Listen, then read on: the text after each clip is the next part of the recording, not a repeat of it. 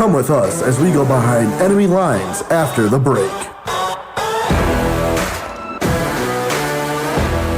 To guarantee your home's heating and cooling system is ready for whatever the season's weather brings, call McKee Incorporated today. At McKee Incorporated, we're the people you know and trust right in your community. Only McKee Incorporated can give you expert and authentic Lennox quality coupled with savings that make achieving perfect air in your home easier than ever. For a limited time, they're offering $1,200 in rebates and monthly payments as low as $132 on a brand new Lennox system. To get quality Lennox equipment, unmatched savings, and trusted service, think McKee Incorporated and call 785-462-3132 today. Conditions apply. See dealer for details. What's better than getting a new iPhone? Also getting an Apple Watch on us with one service. You heard that right. At Next Tech Wireless, you can get an Apple Watch on us with a month of free cellular service when you buy a new iPhone. Come visit us at a location near you or call or text at 877-621-2600 for more information. Next Tech Wireless. We are Kansas. Rarely, if ever, do you hear someone say they look forward to going to the doctor's office. This is Dr. Kristen Parker with Northwest Kansas Chiropractic. Many chiropractic patients experience instant pain relief after receiving a treatment. As a result, a number of our patients have said they actually look forward to their chiropractic adjustments. If you've never been to a chiropractor, I'd like to personally invite you into our clinic for effective, comfortable, and professional care. Learn more about us online at nwkchiro.com. With 11 locations across the state, most everyone has a People's State Bank location close to home. The People's State Bank offers loans of all types, including ag, commercial, home, and business, plus a wide range of checking account options as well. Put their knowledgeable staff to work for you. Find out how one of the 11 statewide locations can help you. Visit psbbanks.com. The People's State Bank, member FDIC, an equal housing lender. You are listening to the Funk Optometry pregame show. Here's Andres Tejeda behind enemy lines. Welcome back to the Funk Optometry pregame show. We're going across enemy lines with the head coach of the Cimmaron Blue Jays, Coach Casey Flax. How are you doing, Coach Casey? I'm doing well. Well, let's first start off with the fans know, what is the culture around Cimmaron Blue Jays football? This is the, I believe, third meeting between the two teams since the districts have been set up with the Greater Western Athletic Conference. What's it like to be a Blue Jay? You know, it's a great day to be a Blue Jay. We always say that here. We're a really young team this year, so we're improving each week with things like that. Just greatly appreciative of being in the GWAC League. We are one of the smaller schools, but we love the competition that we get facing bigger teams, and that's been our first 3 weeks. So looking forward to playing Colby this Friday. And coming up this Friday, again, it's Colby's home opener and homecoming game. Have you talked to your team about any change to mentality, having to come into a highly anticipated game like this? You can imagine the home crowd's going to be there in full support, especially for the first home game of the 2022 season. We know that Colby always has a proud fan base, great tradition at Colby, and our kids know that they're walking into the first home game and homecoming, so we know that we have to bring a little bit of extra energy ourselves. But we're looking forward to the challenge of being able to play a team like Colby. Both teams are 0-2 to start the year. What has been a highlight or a good something that your team has done well on or off the field this season? I know it's been a tough first 2 weeks for both teams. We talked to our kids a lot about competing, and from week 1 to last week and week 2, our team improved vastly on the field. And it might not show it on the scoreboard, but we know how much we improved as a team, and that would be a highlight, is how hard our kids competed last week and fought, even though it doesn't maybe show on the scoreboard. Absolutely, and with those tough losses, as you said, you've seen the team improve from week to week. What are some of the lessons that your team has learned after 2 very tough, fought weeks of football? A lot of our kids, it's their first time ever playing varsity snap, so I think the speed of the game has been one big thing that we found is truly a thing. But also just the mentality that every team that we face in the GWAC is going to be a tough physical team, and we have to reciprocate that physicality and be ready to play football for 48 minutes. And talking a little bit more about the speed on the field, fans might not realize it from the grandstands or the bleachers, but as a coach, how different is it from watching on the sidelines or even competing in the field as opposed to watching it that fans might not understand, especially for, as you said, young guys who are playing for the first time on a varsity team? It's vastly different. You'll ask a kid and be like, man, it's a lot faster than what it looks like, isn't it? And they know how fast it is. And so just what people don't realize is the decisions, how fast they have to be made, especially whether it be offense or defense. You have to make that decision in a split second, and if you don't, it usually doesn't work out well for you. So just being able to read keys and things like that takes a lot more than what the casual fan might observe.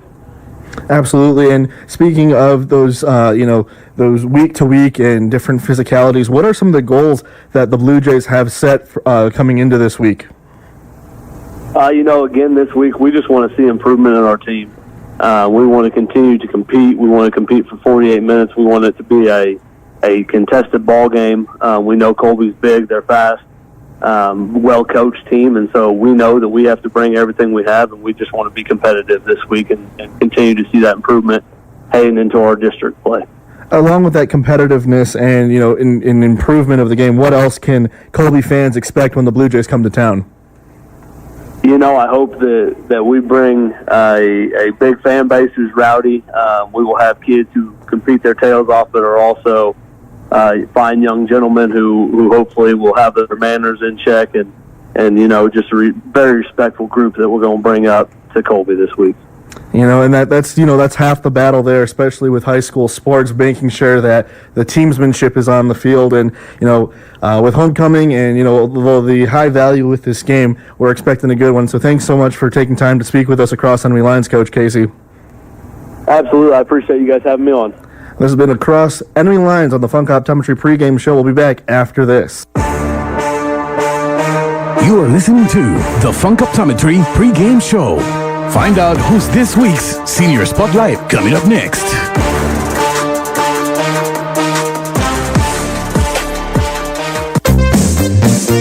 Ripped worn out and it needs replaced. Who are you gonna call? Roof Masters! Roof Masters Roofing at Colby has been your premier roofing contractor for over 40 years, offering free estimates on all types of roofs, as well as seamless rain gutters and vinyl siding. So give us a call today. What's that number, Jake? 462-6642. I think you better call Roof Masters!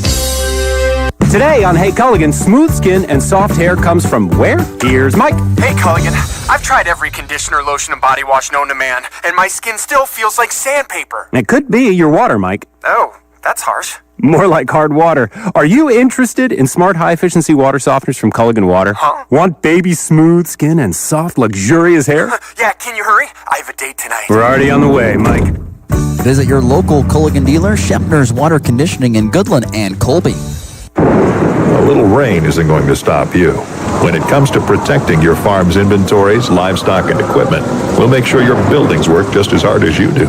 We're your local Butler builder. With us, you'll get the advanced engineering of Butler Manufacturing, the industry's leading provider of building systems. Give us a call. We're your local Butler builder. In Northwest Kansas, call Stevens Construction at 785-462-7571 to discover the difference a Butler building can make. Don't just insure your stuff, strut your stuff with Strut Insurance Services. Darvin and his professional agents in Colby and Brewster represent a wide variety of insurance companies. They can personally shop for a specific company and policy that offer you the absolute best coverage for the best price on most anything you own. Auto, motorcycle, home, crop, farm. If it has a value to you, they can cover it. Strut Insurance Services is locally owned and operated with hometown agents that are experienced and offer fast claims. Located at 1675 West 4th Street in Colby and Brewster. Just look for the big yellow sign of Strut Insurance Services. You are listening to the Funk Optometry pregame show. Up next, the Reese McKinney Show. SurePoint Electronics is hiring for full-time seasonal and full-time permanent wire technician positions, manufacturing electrical wiring harnesses and cables used in fertilizer application systems. Responsibilities include cutting, stripping, crimping, and looming of wires or cables as required in the assembly process, as well as final assembly and testing of harnesses. Wages start at $15 an hour and come with a weekly incentive bonus. Other bonus opportunities are also available. Pick up an application at 11965 Highway 25, Atwood, Kansas, or email jobs@SurePointElectronics.com for an application. Professor Penny, welcome to Taco John's. I have crunched the numbers, and it just can't be. You talking about our new 4-cheese quesadilla? Yes, it's scientifically impossible. How can you fit melty asadero, queso blanco, Monterey Jack, and cheddar inside? And chipotle lime sauce and sirloin steak or grilled chicken. But how? We, melt it. Ah, so it's quadrophysics. Got it. Try the new 4-cheese steak or chicken quesadilla. Only at Taco John's. Bigger, bolder, better. Download our app to earn free food. Welcome to the Funk Optometry pregame show. We're here with our senior spotlight. Introduce yourself. I'm Hunter Vaughn. I'm a senior. I'm the quarterback on the team. Thoughts on, now it's homecoming week, first home game. What does homecoming mean to you, especially this is your senior year? You've experienced it a little bit. Your last one, what are some of the initial thoughts in your mind? It's a fun time. Just get to go out there, play football. It's homecoming, obviously, so there's more to it. And you get to do more activities other than just the football game. But the football game is the most important part of it. How long have you been playing with the Eagles? You're all 4 years, or since you were a kid, or? Yep, since I was a kid, I have been. And how long have you been playing at the quarterback position? Ever since I was in third grade. Third grade? So you've been practicing with that arm, huh? Yeah. What is your favorite memory as an Eagle? One of the takeaways that you've had? Probably the Hastings camp this year was pretty fun, and beating Scott City last year. Haven't beat them in a while, so that was pretty fun to put a whipping on them. So. Yeah, nice to put it on the resume there. Are there any NFL athletes that you model after or admire or try to, model your game after? Not really. I guess I have a mixture of, different ones. I like to throw it, and I like to run it, too. So. Yeah, absolutely, yeah. They say that it's really nice to have the home field advantage, but what does that mean for you as an athlete to play in front of a home crowd, especially now in your last year with the Eagles? What does home field advantage really mean for you as an athlete? I mean, it is different. Just, at an away game, you don't get the type of crowd as you do at home, so it's a big factor, and it's important, too. And you've been your school's been celebrating homecoming all week. What has been your favorite aspect this week of homecoming, or has it just been the awaiting of this game? And if so, what about a homecoming game makes it different than a regular, just any regular Friday night game? Probably just the game, and it's homecoming. Usually more people come out to the game, so it's nice to have a big crowd too. And then everyone's gonna be wondering, what are you gonna be wearing to homecoming? I'll be wearing some black slacks, white button-down shirt, and a bow tie. There you go, keeping it simple, keeping it classy. And any last message to the Eagle fans? Come out and support us play Cimmaron on Friday. So we'll get a dub for you. There you go. Thanks. That's Hunter Vaughn, quarterback of the Colby Eagles. We'll be back with more after the pregame show. Hi, this is J.L. Evans, Banking Center President at Western State Bank in Colby. I'd like to welcome Brent Moss to our commercial and ag lending team as we continue to grow. Brent joins our Colby Banking Center after more than 13 years as a local lender. He holds a bachelor's degree in finance and has a background in farming. Visit with Brent Moss, Matt Smith, or me, J.L. Evans, at our Colby Banking Center today. Visit WSBKS.com for contact information.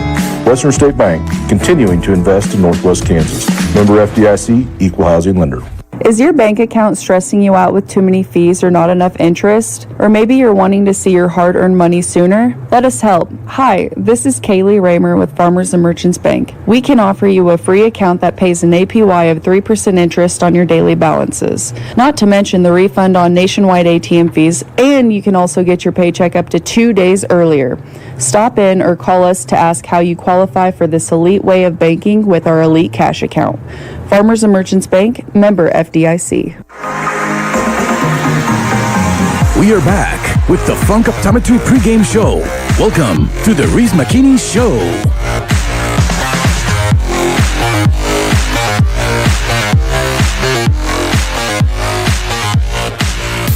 Welcome back to the Funk Optometry pregame show. I'm here with Reese McKinney. Coach Reese, it's homecoming week. What are the thoughts for you as a coach playing for homecoming and it being the first home game of the regular season for you guys? No, both are exciting. We get to play at home in front of our fans. Like Hunter already mentioned, our crowd swells pretty big for homecoming, and the guys look forward to that, look forward to playing in that atmosphere. So it definitely brings the intensity level up quite a bit. You mentioned a lot of fan atmosphere. You drive around Colby, see all the windows painted in orange, black, and white. What is that like for you, and what do you think that is like for the athletes coming in this week, just to see the entire city behind their back? Well, I mentioned it on Monday and Tuesday at practice. It's got to show them how many people support them. I know we didn't get off to the start we were hoping to start with, but it still shows that a bunch of people support them and care about them outside of win-loss records. They matter as students and as athletes and as community members. So I know I appreciate the support, and I made sure that they knew that they were cared about. On the theme of home field advantage and being in front of the home crowd, as a coach, what is it like for you? Does that give you any more intensity in a sort of game plan, in a sort of way that you lead the guys out in the field? What is a home field advantage for you, especially with the events that are happening this week? Well, when you're at home, you control how you run out. So, yeah, we control how we run out, which is different than away games. It's a little bit, we have to change our routine on the road to meet what somebody else is doing or when they want us to run out or when they're doing their national anthem. So at home, we can kind of set that up. Danita and Mr. Nichols did a ton of work with the dance team to get them ready and the marching band to come out and play the national anthem so that we could correspond. They worked their tails off to make sure these guys got the run out they wanted, and I appreciate all their effort in making that happen, something the boys wanted to do. But yeah, I don't think you don't change game plan because you go based off what you see on film, and then you just try to make sure that you're tempering some of that energy. Some of that energy and excitement can get you overwhelmed early and worked up early. That can cause some mental errors, some mental mistakes, and maybe some fatigue later. So you got to kind of try to temper some of those early jitters maybe in front of the huge crowd, and then just let it roar late. This is the third time that the Eagles will be facing Cimmaron since moving into the GWAC.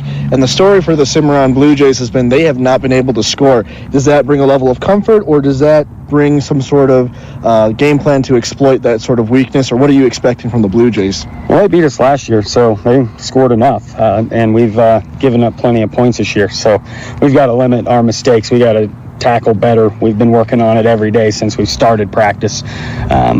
5 weeks ago now. It's time to really let that see. I know 10,000 reps, but we got to be getting pretty close to 5,000, so we should be getting pretty good at that. We should know our scheme by now. There shouldn't be a ton of questions. We should pin our ears back and go play some solid Eagle football. Last week, we mentioned a few seniors who've been taking charge on the field. Who are some of those seniors that fans should keep an eye out for this weekend? Barton flies around. He sets a tone for the defense, energy on the offense. He calls, makes our line calls to flip our line for us. That guy's got a lot of juice. So he's definitely one of the emotional leaders on the field. Number 12. He's fun to watch. All right, thanks, Coach Reese. That's the Reese McKinney pregame show. We'll be back after the break. You're listening to the Funk Optometry pregame show. Weather's coming up next with Chris Stramick and Decision Weather.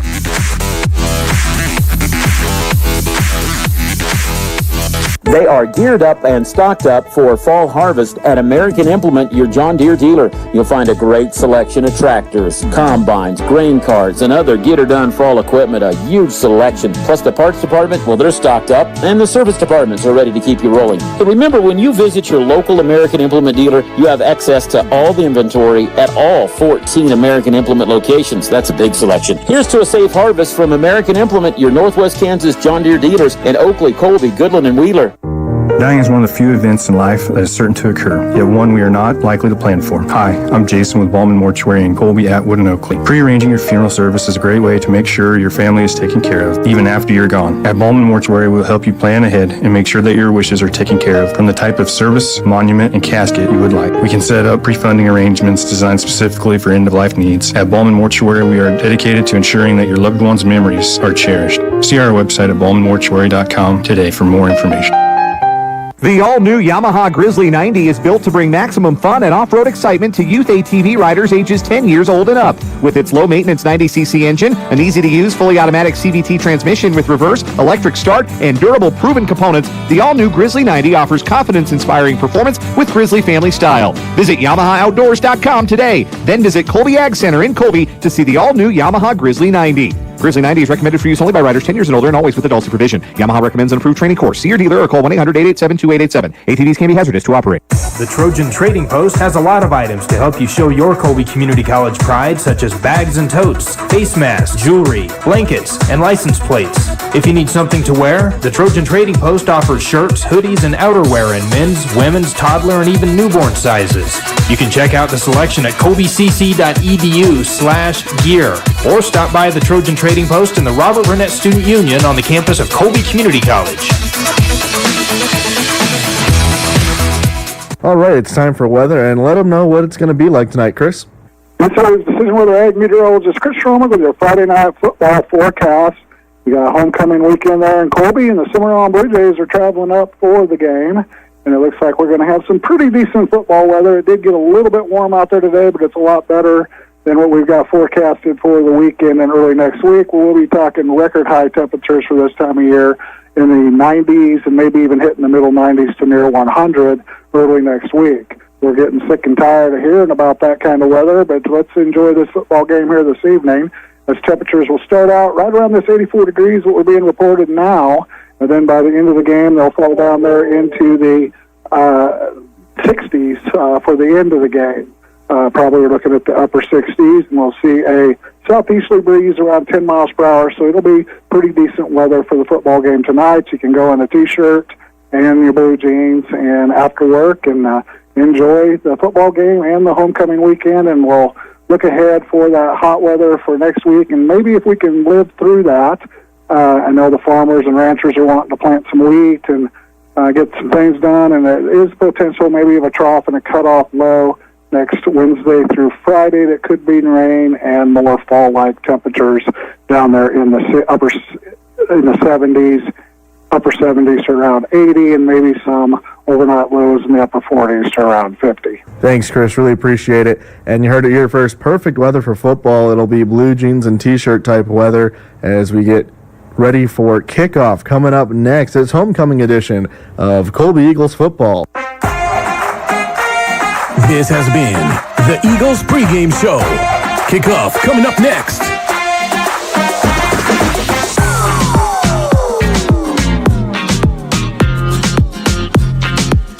September is Ram Power Days at Colby Dodge. Take advantage of 0% financing up to 72 months on 2022 Ram 1500 Laramie and Bighorns. Save up to $2,500 off the MSRP on a custom order at Colby Dodge this month. Stop by and learn how easy it is to order a new vehicle built just for you and your needs. Visit with a salesperson today for more information. Visit us in person at exit 53 I-70, Colby, Kansas, or browse online 24/7 at colbydodge.com. The Colby Free Press brings residents of Thomas County news, pictures, and commentary on the happenings, issues, and events that impact the lives of residents of Thomas County. The Colby Free Press is informative and affordable. The Colby Free Press is a local daily newspaper that has earned a great reputation for journalistic excellence and extensive knowledge of the local communities of Colby, Rexford, Brewster, and surrounding communities.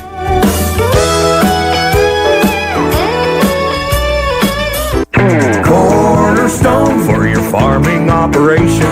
Cornerstone will be your foundation. One definition of Cornerstone is something that is essential or indispensable. That's why Cornerstone Ag has it in their name. They know it's essential to have the best facilities to make it quick and easy for you to get in and out of the elevator. Eric and his staff has indispensable knowledge and experience to help you market your grain so you get the most for all your hard work. You're never alone with Cornerstone. Delicious food, friendly service, and a fun, relaxed atmosphere. You find it all at El Dos de Oros in Colby. Mexican favorites that your entire family can enjoy. Delicious, sizzling hot fajitas, scrumptious enchiladas, tasty tacos, burritos stuffed to the brim, and of course, the best margaritas around. That's all at El Dos de Oros. Go find them at 1921 South Range Avenue in Colby and enjoy delicious Mexican food. You're listening to the Eagles on Radio and Colby Eagle Football on 100.3 The Ride with Andres Tejeda.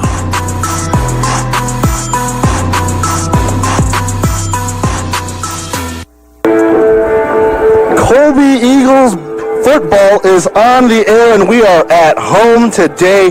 Not only is it home field advantage, but it is homecoming weekend, the homecoming game, and you're going to see your Eagles coming out on the field. We are also live on YouTube. Make sure to put your comments into the live chat as we are underway here. And here come your Eagles. They come charging out with Old Glory and the Colby Eagle flag as they brush through. And the fans here are absolutely electric. Full seats, not an empty seat in the house. I'm your host, Andres Tejeda, the voice of your Colby Eagles, and let me say, I am excited. This is the first game at home for me, so I get to experience it with you guys, what a Colby football game at home is like, and this has been absolutely amazing.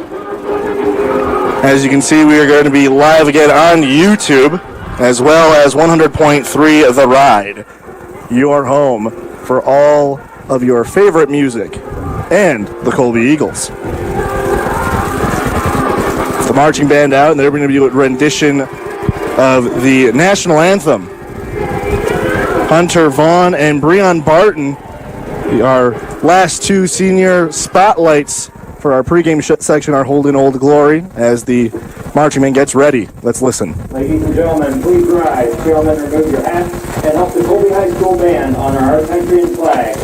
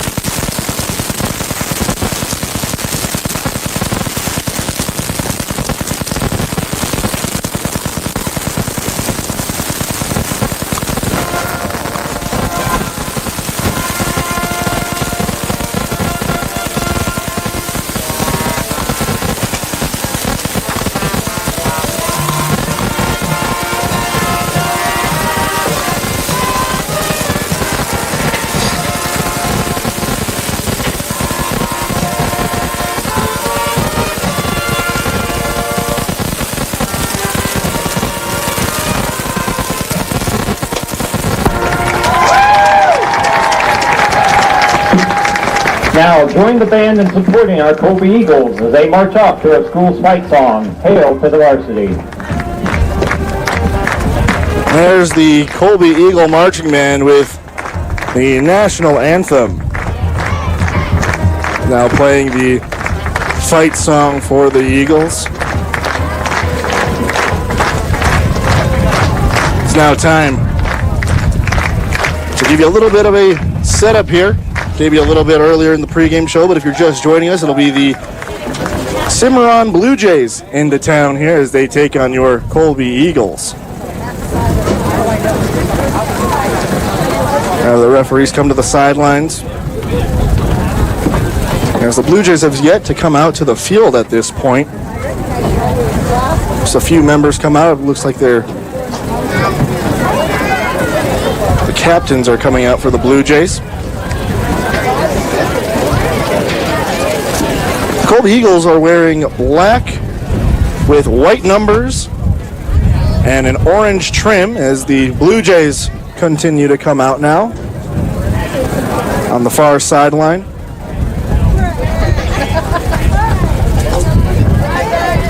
Captains Breon Barton, Hunter Vaughn, Braden Imhoff, and Landon Vogler go to midfield as we get ready for the coin flip here. The Colby Eagles in their away whites, dark blue numbers, dark blue navy pants with a light blue trim on the side and light blue trim around the numbers and black helmets. We're awaiting the results of the coin flip here. And we are live on YouTube as well. If you are tuning in, feel free to use the live chat option. You can find us online at Rocking M Media.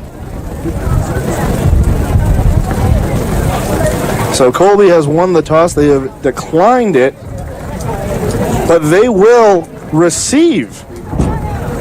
So opposite way around, the Blue Jays have declined, and the Eagles have accepted the reception.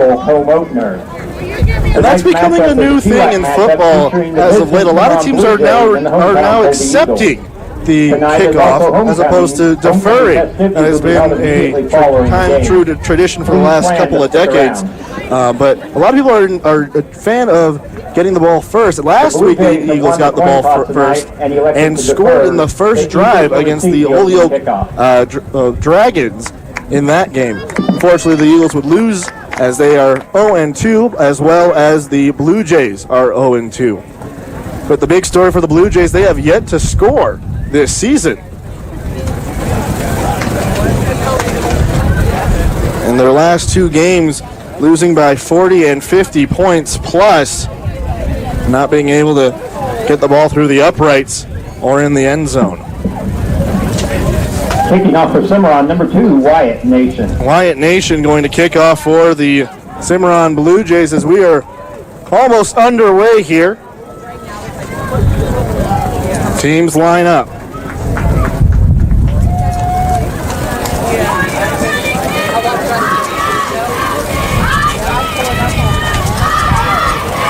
Nation, hand in the air, awaits, and the cheerleaders getting loud. Beautiful day today. And Nation goes, and there's a whistle. So we're going to have a false start here.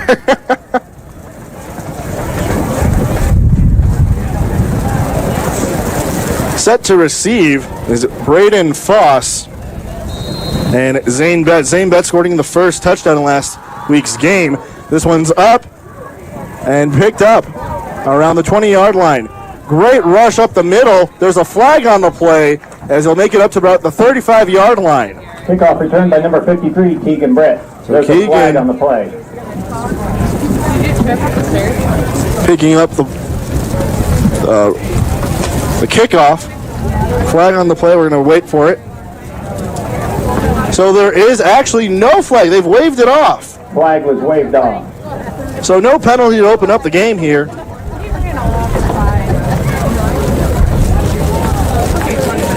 Colby Eagles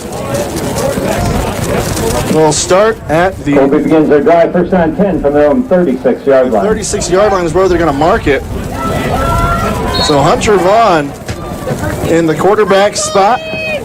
Two receivers on the left side. He hands it off to Betts, now hand it off again up the middle. Wide open spot. He goes to the 50-yard line. They're going to mark him down around the 49 of the Cimmaron Blue Jays. A big run by Tucker Ward.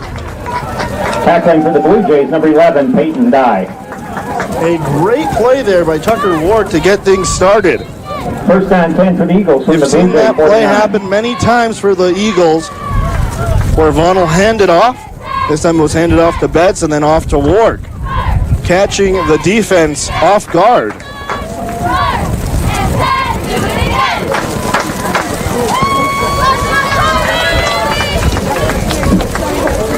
Seems to be some sort of delay on the field as the clock is now running. We're at 13 seconds.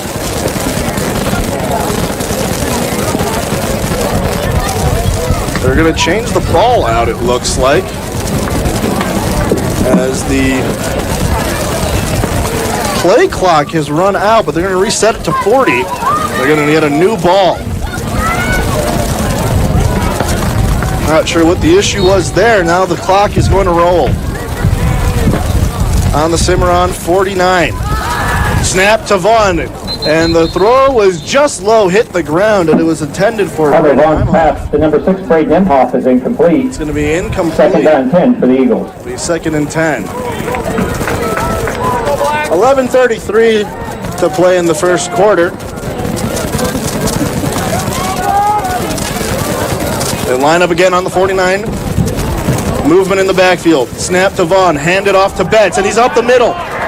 Is it enough for a first down? They're going to try and check it here. Zane Betts on the carry, picks up 10 yards, and an Eagle first down. Well, it will be a first down as Zane Betts rushes for 10 yards. Stopped by a host of Blue Jays on the play. So another first down. So we'll go to the 39-yard line. Receivers on the left and right. Vaughn with the snap, overthrowing his receiver to the right. That was Tucker Wark. It was intended Vaughn pass to Tucker Wark is incomplete. Brings up 2nd and 10 for the Eagles. Just went over his head, just off the fingertips for an incomplete pass. It'll go 2nd and 10.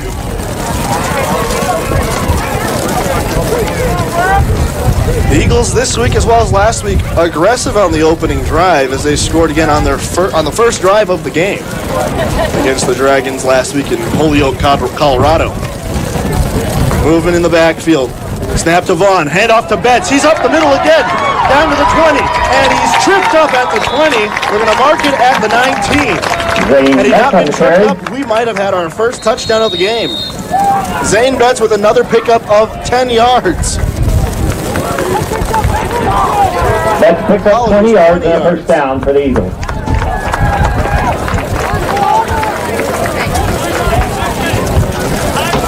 So it looks like they're going to have a timeout here. We'll go to a timeout here on 100.3 The Ride. We'll be right back.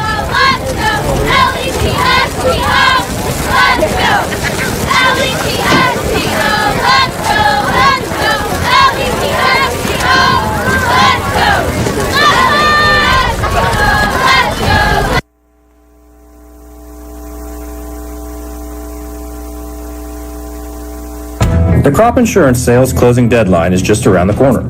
Contact Farm Credit of Western Kansas, your local ag insurance provider. Farm Credit offers crop, livestock, hail, and pasture insurance from multiple providers.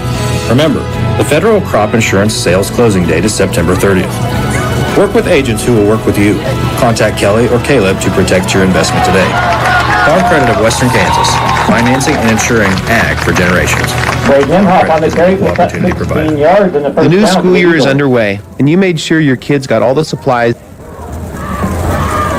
Imhoff tackled on the play by number 5, Samuel Allen. Hand off to Imhoff, and he makes it all the way down to the 3-yard line. Did somebody say a mountain? So at the 3-yard line, it's 1st and goal. Moving in the backfield again. Snap to Vaughn. Hands off to Betts as he will find the end zone. And touchdown, on the 3-yard line. Good for an Eagle. Touchdown. Same as last week. Betts with the first touchdown of the game. It'll be a 3-yard touchdown with 10:54 left to go in the first. They will attempt the 2-point conversion here.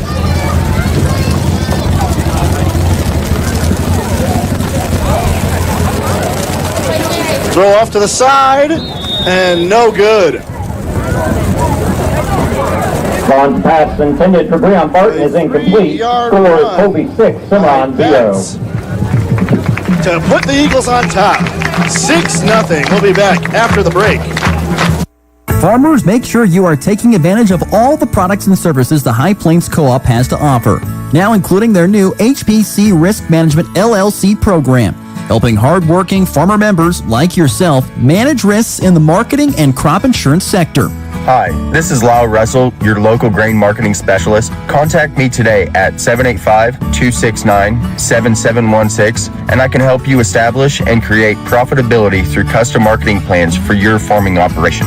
Hoover Lumber is much more than just your ordinary hardware store. They, of course, sell lumber, tools, paint, and many other items, including grill, smokers, and lawn care products, but they also provide services that the typical hardware stores don't. Lose your car keys or fob? Well, they can program and cut keys for all kinds of vehicles, new and old. Have a big gathering coming up? Well, Hoover's rents out high-quality lifetime tables and chairs. Plus, their staffs are knowledgeable and even more helpful, going the extra mile, making sure you're taken care of. It's your not-so-typical hardware store, Hoover Lumber Ace Hardware in Goodland and Colby. Let's get back to the action. This is the Eagles on Radio and Colby Football with Andres Tejeda.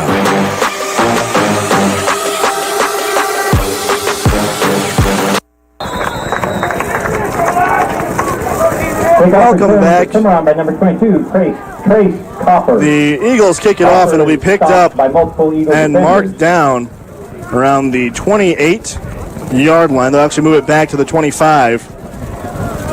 Cimmaron begins their drive first. Apologies, it'll go to the 27-yard line.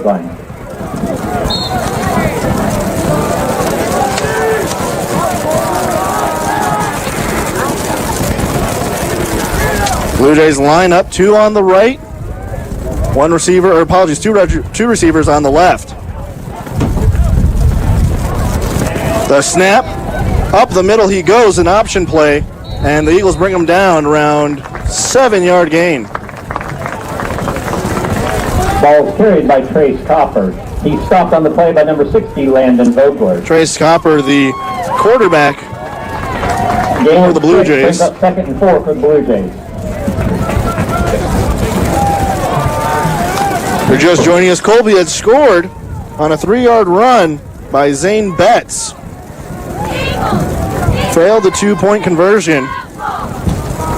And we're here now. Snapping a handoff up the middle again.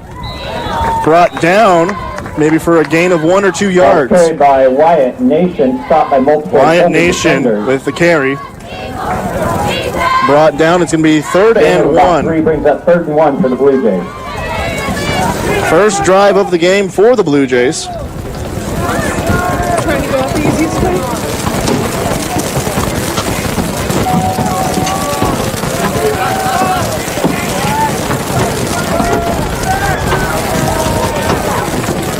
Two receivers on the right, one on the left. Tight end lined up next to him. Tight end moves in the backfield. Handoff up the middle again, but absolutely stuffed. The Eagles stopped them at 3rd and 1. He stopped for no gain by number 10, Guy Tubbs. Guy Tubbs with an absolute just wall built there.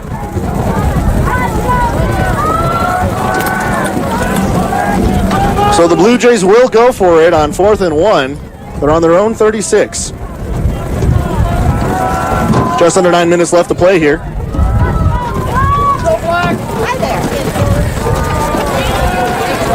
Motion again. That's Cade Moeller moving. He'll move from the left to right. 3 receivers on the right, 1 on the left. The Eagles will change their motion. Hunter Vaughn moving in the backfield. A pass, open in the middle. Received down and brought down at the 50-yard line. That's Cade Moeller. Cade Moeller's complete. With the complete pass, that'll be the first down for the Blue Jays. They convert on a 4th down. Cimmaron picks up a first down and 10 from the 50. 8:25 left to play. Eagles lead 6-0. Blue Jays line up right smack dab in the middle of the field at the 50-yard line. Snap to Barry. He rolls right, finds the receiver on the open side, and is it caught? Yes, they will say it's caught on the outside. David Mendez with the catch there, and they will get the first down. First pass to number 4, David Mendez, is complete. Pushed out of bounds by Zane Betts. So they'll get a gain of 10. Betts pushing pick up 10 yards and a first Melendez out of bounds. Apologies, that's Moeller. 8 minutes and 2 seconds. Eagles lead 6-0. From the Eagles 40, 1st and 10. Movement again. Snap. And they'll be stopped as Barry tried to find a hole, and Giesenhagen short loss by number 71 with an absolute stop, putting him right back down at the line of scrimmage. 2nd and 10 on the Eagle 40-yard line.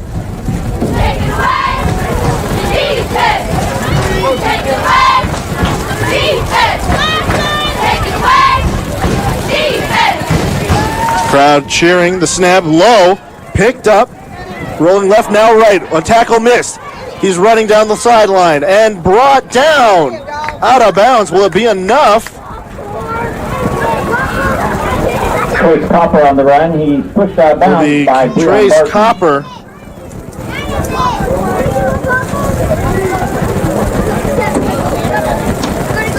And they will, in fact, pick up 10 yards. It'll be 11 yards. Cimmaron first down.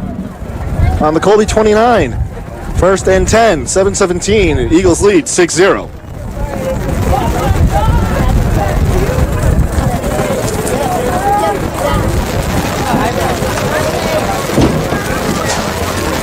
Blue Jays line up. Snap to Copper. He runs to the left side. Trying to find an opening. He finds no one, and here comes Barton. The pass was intended for David Mendez on the outside, but could not receive it. David Mendez as Breon Barton defending for the Eagles was absolutely on a mission, head down, looking for Copper. Nearly got him. He's 2nd and 10 now.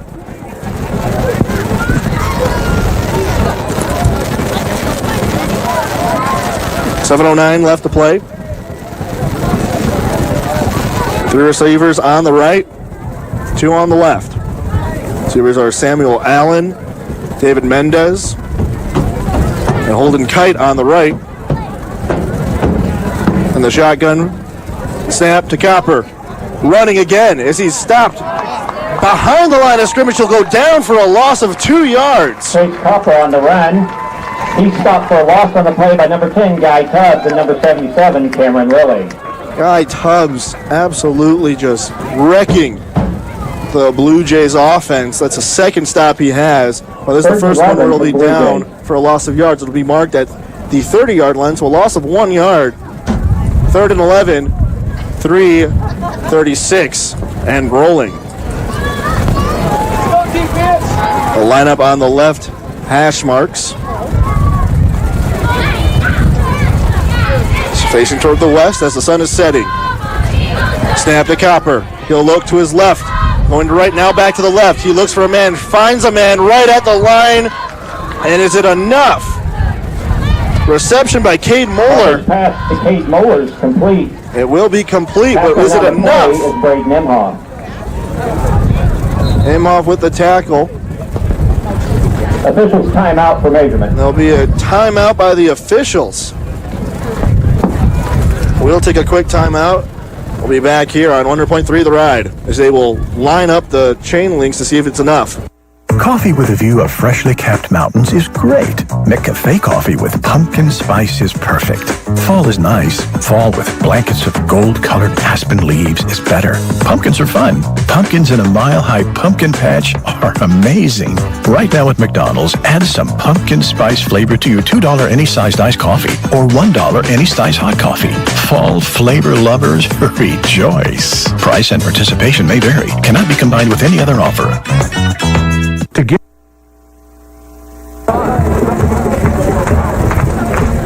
Welcome back.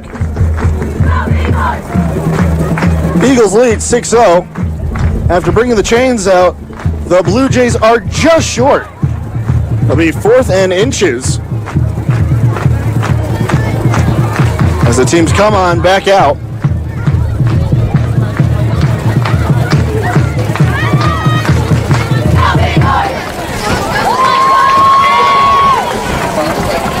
And the Blue Jays will, in fact, go for it. 4th and 1 from the Eagles' 20. The Eagles leading 6-0. Trace Copper right behind his center. Holden Kite lined up about 5 yards behind. 2 receivers to the right, 1 to the left, and they're going to try to push for it. He's brought down. Is it enough to get past? It looks like it might just be enough here for the Blue Jays.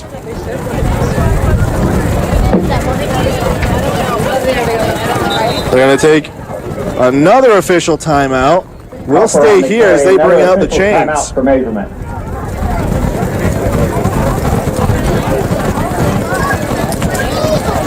We wait here. They bring out the orange target. And they're going to mark it. And it is just enough for a first down. Nearly the nose just sticking out a point, just a front of the chains there, as the Blue Jays just barely make it. Literally less than half a golf ball could have fit through there. So 1st and 10 on the Eagles 19, 5.5 left to play. Same formation in the shotgun. Snap to Copper. He's going to run it himself. He goes down to the right side, and he's going to be met by Eagles as he's pushed out of bounds around the 26-yard line. Trace Copper on the carry. Oh, it's the 16-yard line. On the play. He's pushed out of bounds by Guy Tubbs. Guy Tubbs with the 8 for the Blue last Jays. touch as he'll push him out of bounds. 5:24 left to play. Eagles lead 6-0. It'll be 2nd and 18 on the Eagles' 17-yard line.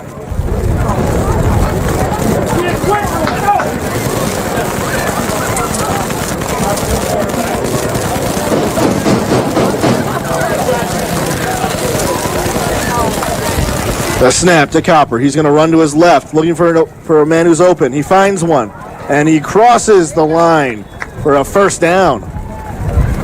Pass to Cade Moeller is complete. So they'll have a 1st and goal here. Blue Jays pick up the first down, have 1st and goal from the Eagle 8. They mark it at the 8-yard line here. You can hear all the PA announcements. They're going to line up on the far left hash mark. Copper with the snap. Looks to his right. He's met by an eagle in his face, and he's brought down out of bounds. Copper on the carry. Push out bounds on the play by Guy Tubbs. 2nd down. Guy Tubbs, the first guy there to meet the quarterback. 4:55. Got a gain of 2 yards as they'll mark it down at the 6-yard line. 2nd and goal.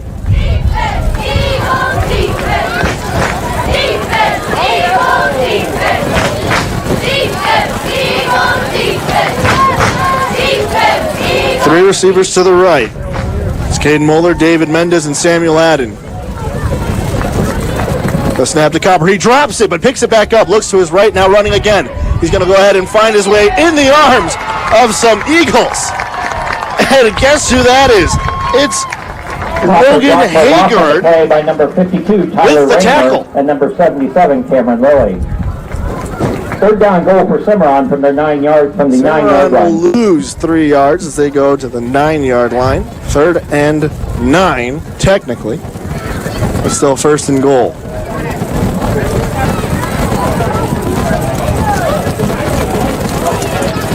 Sun is setting here. Beautiful afternoon for some football. Last week was a little bit chillier in Colorado.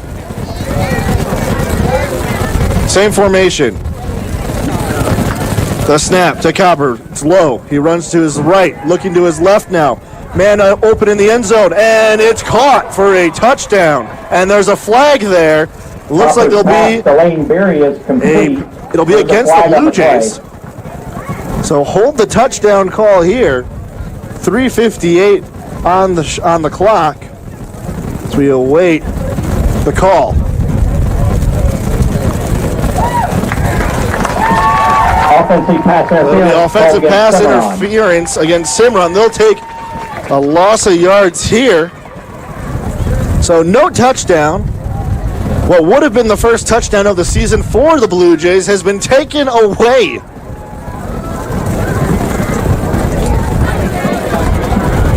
They'll mark it back all the way down the 24-yard line. 24-yard line. So now it's 1st and long goal. 3rd down, 24 yards. Clock rolls, 3:48. Eagles lead 6-0. The snap, Copper picks up, Going to his right, looking for a man to be open. He's still rolling, going to his right. And it'll be thrown out of bounds. And it'll be 4th and 24. Complete. There's a flag on the play. And another flag on the play. This flag in the backfield of the Colby defense. Let's see what the officials have to say about it.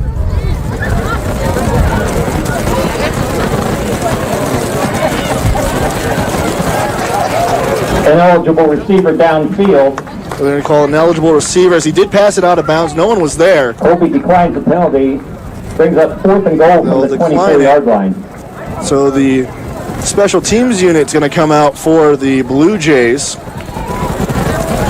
So they'll try to hit the scoreboard for the first time this season.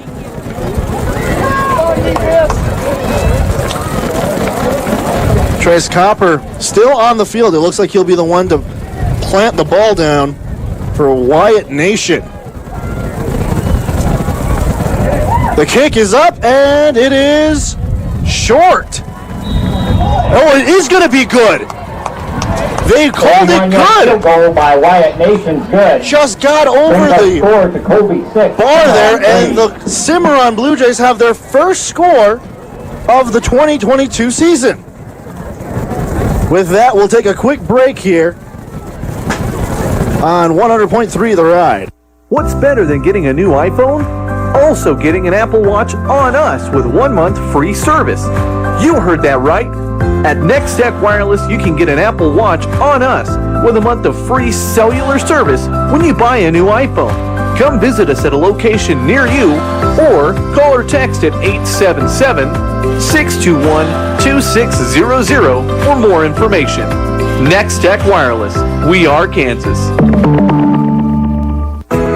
This is Dr. Kristen Parker from Northwest Kansas Chiropractic. One of the top priorities at our clinic is making sure our patients are comfortable. For some, walking into a doctor's office of any kind can be nerve-wracking. Rest assured, we never ask or force anyone to do anything that compromises their comfort. After all, the whole point of chiropractic care is to make sure you feel better. For effective, comfortable, and professional care, make your next appointment with Northwest Kansas Chiropractic. Learn more at nwkchiro.com.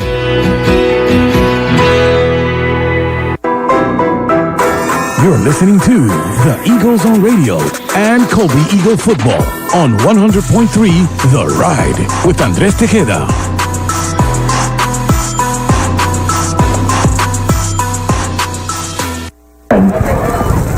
Welcome back to the Eagles on Radio on 100.3 The Ride. Colby begins this drive, first and 10 from their own 31. See the kickoff, Zane Betts with the reception there, and they'll start off at their own 31. Cimmaron with their first points of the season as they are trailing trailing Eagles 6-3. The snap to Vaughn. He looks to his right now, to his left. The pass over to Braden Imhoff. He had it and then lost it. Braden Imhoff's incomplete. And then a late flag on the play.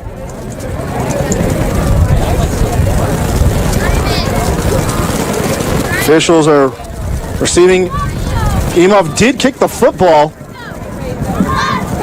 as it looks like they're going to wave it off. That's the second flag that they've waved off in the game. The first play on the field, they did have a flag thrown that was waved. They're going to do the same thing here. Not sure if the official was trigger happy after Imhoff dropped the ball and then kicked it away as opposed to giving it to him. It might have been some sort of unsportsmanlike conduct. Nonetheless, the snap to Vaughn. Deep throw. He finds him. Breon Barton for the first down is brought down at the 45. Vaughn's pass to Breon Barton picks up 14 yards and an Eagle first down. 3:13 left to play. Eagles lead 6-3. They will mark it at the 45. It's first and 10 from their own 45 for the Eagles.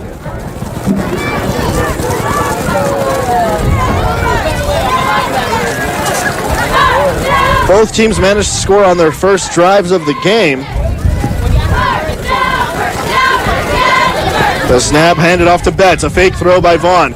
Betts finds an opening. He's down to the 40, the 30, the 20, going down to the 10. He's off on his own. Touchdown, Eagles! Zane Betts on a 55-yard Zane Betts with his second touchdown of the game. A 45-yard run, and the Eagles increase their lead. It's 12-3 with 2:44 to go in the first quarter. Zane Betts putting on a show. That is his fourth touchdown of the season. The Eagles are going to try again for the 2-point conversion to put them up 14-3. They hand it off. Man on the outside spin, and he's just down about a yard or two in front of the end zone. Brandon Imhoff was shut down as he spun 360 in the air. Cimmaron 3. We'll take a quick break here. The Eagles lead 12-3 on a 45-yard run by Zane Betts. With 11 locations across the state, most everyone has a People's State Bank location close to home. The People's State Bank offers loans of all types, including ag, commercial, home, and business, plus a wide range of checking account options as well. Put their knowledgeable staff to work for you. Find out how one of the 11 statewide locations can help you. Visit psbbanks.com. The People's State Bank, member FDIC, an equal housing lender. Roof's worn out and it needs replaced. Who are you gonna call? Roof Masters! Roof Masters Roofing at Colby has been your premier roofing contractor for over 40 years, offering free estimates on all types of roofs, as well as seamless rain gutters and vinyl siding. So give us a call today. What's that number, Jake?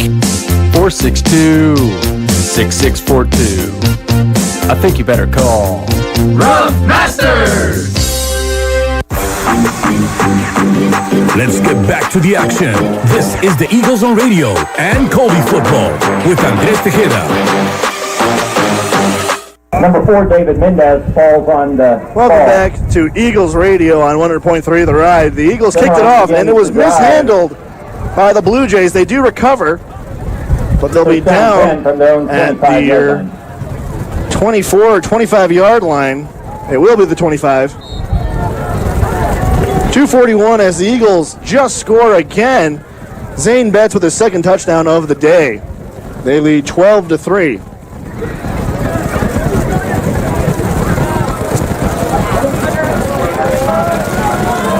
Copper takes the snap, hands it off. It's a fake. He drops the football, picks it back up, throws it. It's tipped by an Eagle and out of bounds. Copper's pass is incomplete. Tipped by a Colby Copper defender. just not looking too comfortable back there. It'll be 2nd and 10 on their own 25. 2:34 left to play. Eagles lead 12-3.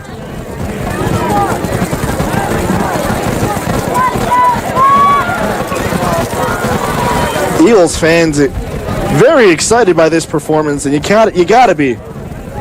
Took 2 plays in their second drive of the game to score. Zane Betts just finds a hole, and it was home free. Receivers on the right and left, 2 each. Handoff. After the snap, he's brought down at the line of scrimmage. He may have gotten a yard, but you can hear the Eagle faithful very happy with that call, and it looks like they will get 1 yard. He's stopped for no gain by number 51, Kai Lanning, and number 7, Braden Foss. Gotten the 3rd down and 10 stop for the Blue there. Jays. Be 3rd and 9 on the 26-yard line of the Blue Jays.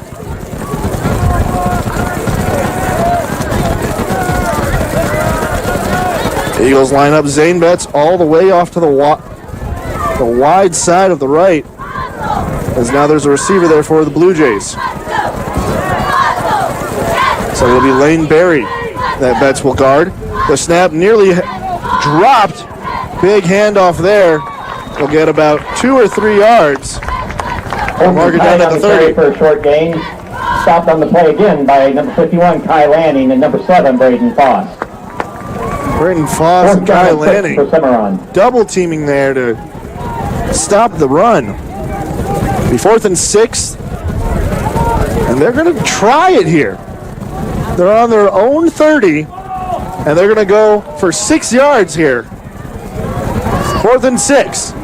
Movement again in the backfield. It's Caden Moeller. 4 receivers to the right, 1 to the left. Copper waiting, 5 seconds on the clock. Again, a very bad snap. It bounces, and he's going to kick it. Out of bounds. We'll see here. There's no flags thrown. Copper punted the ball. A very unique and kind of out of the ordinary play. Again, the snap was short. It bounced on its way to Copper. Their drive, 1st and 10. About 5 or 6 Eagles were in his face, and he kind of just in desperation punted the ball out of bounds. So they're going to mark the ball on the Blue Jays 33, 55.4 seconds to go. 1st and 10, the snap to Vaughn. He's looking 2-3 Blue Jays in his face. He finds a man on the outside. No good. Vaughn's pass intended for Braden Imhoff. Braden Imhoff could not reach there. It was also a lot of pressure on Vaughn there. It was nearly pushed back about 5 to 10 yards. I'll do it one more time here. 2nd and 10 on their own 33. 49.8 seconds left to play in the first quarter.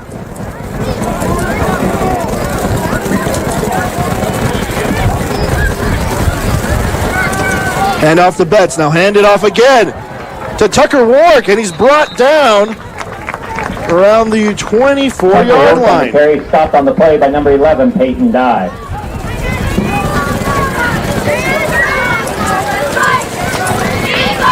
Clock is rolling. We hit the 30-second mark. About 8 yards, brings up 3rd and 2 for Colby.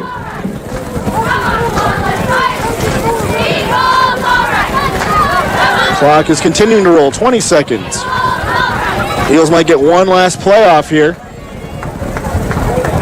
Down to the 12. The snap. Handed off again to Betts. He makes the run and he gets the first down. Zane Betts on the carry. 6.7 left to play. He's tackled by number 22, Trace Copper, and number 11, Peyton Dye. And they will, in fact, roll the clock. Down on the play. And that'll be the end of the first quarter. And that'll be the end of the first quarter. Eagles lead 12-3. We'll stay here. Give you a quick recap. But what a great first quarter performance by the Eagles. Zane Betts with 2 touchdowns. That being said, the Blue Jays did manage to score. A 24-yard field goal attempt was good for 3. As the Eagles get their water breaks.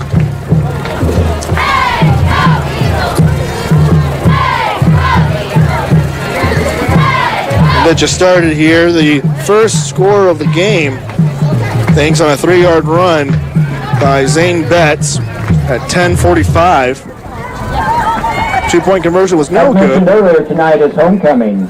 As such, the CHS band would like to thank 6-0 lead. With Roofmasters. They try to go to 8. For providing the trailer and pickup to use for their float in today's parade. The Blue Jays managed to get into the red zone. Nearly had a touchdown, but a offensive pass interference there would take that away from them. Would have been the first touchdown for the Blue Jays. They went ahead and got the 3-point nice kickoff. Because first place for organizations is CHS field goal attempt. Be 6-3, and then a 45-yard run by Zane Betts, the senior, would make it 12-3. The 2-point conversion would be no good. As we get started here, 12 minutes on the clock in the second quarter. The snap to Vaughn. He rolls to his right, looking for a receiver. 4 Blue Jays on him, and he's nearly stopped the throw. Vaughn's pass to Tucker Warwick complete. Tucker Warwick makes the completion, and they're going to mark him down just around the 4-yard line. 12 yards on the play brings up first and goal from the 4-yard line. Goal at the 4-yard line here for the Eagles as they are looking to score again early.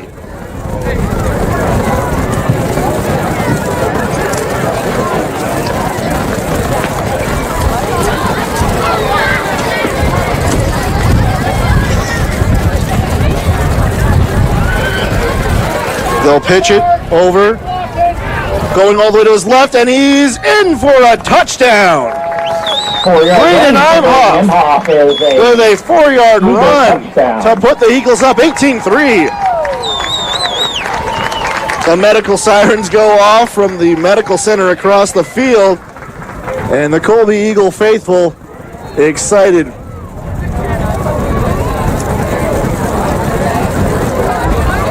They'll go ahead and try to do the 2-point conversion. The snap to Vaughn. He's running, finding a man. It looks like it'll be Zane Betts for the 2-point conversion. That is good. 2-point conversion completed. It brings the score Colby 20-3 as the Eagles have scored on all 3 of their last drives on the field. Braden Imhoff, the man to take it to the house this time.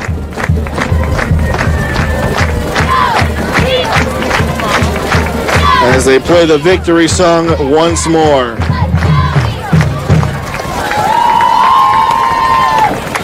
Now for results in the class float.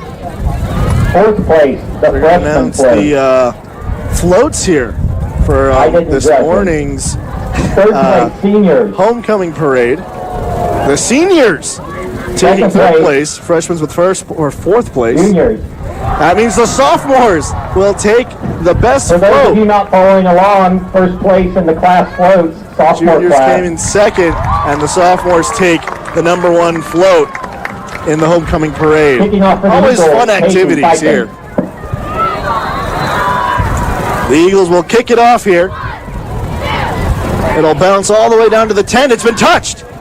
He'll pick it up from his own 8. And he'll be stopped at the 14-yard line as a whistle off here.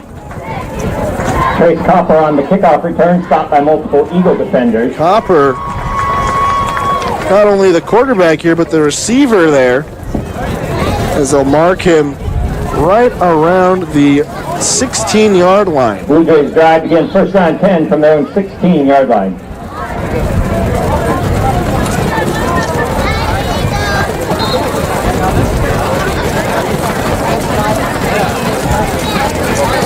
The Eagles have scored in 2 consecutive plays,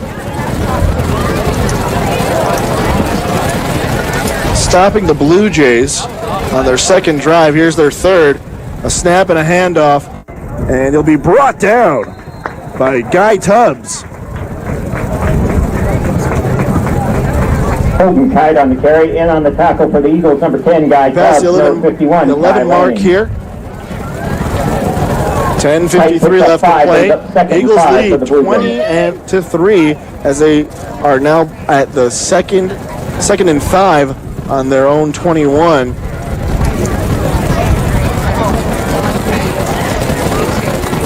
The Blue Jays trying to figure out where their positioning is going to be. Some guys coming in on and off the field. They finally are there. There's a whistle. That looks like it'll be a timeout here by the Eagles. Timeout called by Cimmaron. It would actually be Cimmaron to call the timeout. One of the referees looked back to Coach McKinney.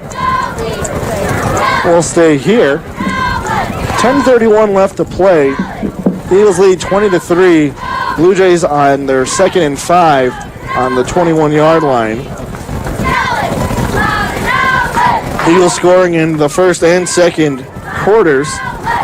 First 2 touchdowns, courtesy of Zane Betts. See, at the 3-yard run and the 45-yard run. Found an opening in that 2nd touchdown and just was home free. In the 2nd quarter, just a few moments ago, 40-yard run by Braden Imhoff will put the Eagles on top 18-3. And again, Zane Betts had to get some action in there as he was the man to get the 2-point conversion to go, and they would take a 20-3 lead. Zane Betts has been the guy the Eagles have trusted in the running game as he has managed to score 4 touchdowns this year.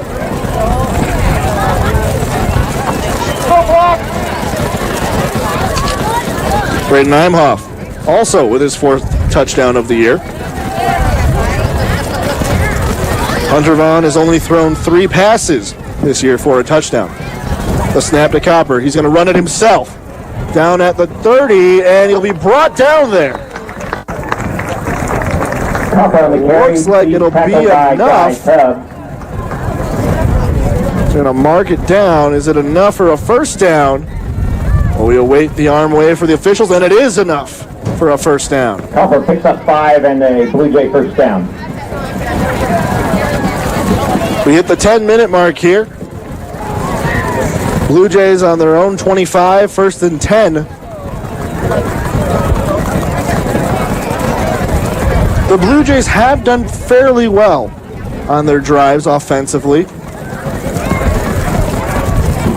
Had a risky play that led to the touchdown by Braden Imhoff as they went for a 4th and 6 attempt. The snap to Copper. He's going to run it again. He breaks one tackle going off to his right, and he's met by Breon Barton. Ball played by all over him. Tackle on the play by Breon Barton. He'll pick up about 2 or 3 yards. I'll mark him at the 24, so it will be a 3-yard game. 3 brings up 2nd and 7 for the Blue Jays. 2nd and 7 now. Trace Copper. A lot of yard gains for the Blue Jays. Not a lot of throws. Very few handoffs, as nearly all the movement on the field has been on the legs of Trace Copper. Trace Copper, the sophomore. The snap to Copper. Going to his left, he breaks one tackle. Now he breaks a second and a third and a fourth. He rolls again and now again brought down around the 30-yard line. Finally brought down by number 3, Kason Carroll. Kason Carroll will be credited with the tackle. Not sure if it'll be enough for any gains here, and it will. 2-yard game, 3rd and 5 on their 31st yard line. 8:20 left to play. Eagles lead 20-3.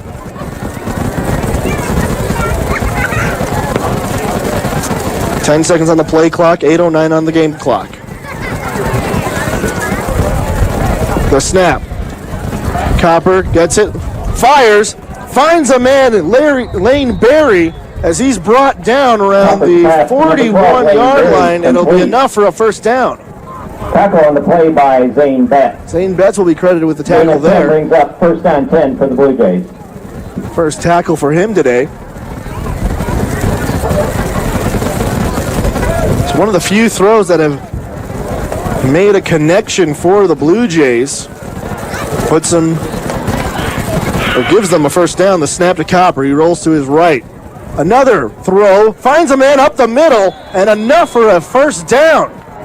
About a 12, 13-yard pass to Samuel Allen. Complete. Samuel Allen with a great diving catch there. As the Blue Jays are marching their way down the field.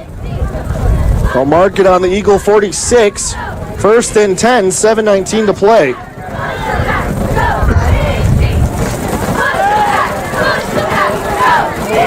"20 seconds on the play clock. Moving again in the backfield. That's David Mendez moving the snap. Rolling to his left. He finds 2 Eagles. A shuffle pass to number 3, Cade Moeller, and he breaks a tackle. Now breaks a second tackle and is finally brought down by Braden Imhoff. That's again enough for another first down for the Blue Jays. In on the tackle for the Eagles. The Blue Jays pick up another first down on the play. So 3 plays back-to-back for 3 first downs. Timeout called by Colby. Colby will call a timeout. We'll stay here. This is the best the Blue Jays have looked all game. It's their 3rd drive of the game. Scoring only once on their first drive. Managing the 24-yard field goal. That had cut the lead in half, 6-3, but then the Eagles just piled it on there.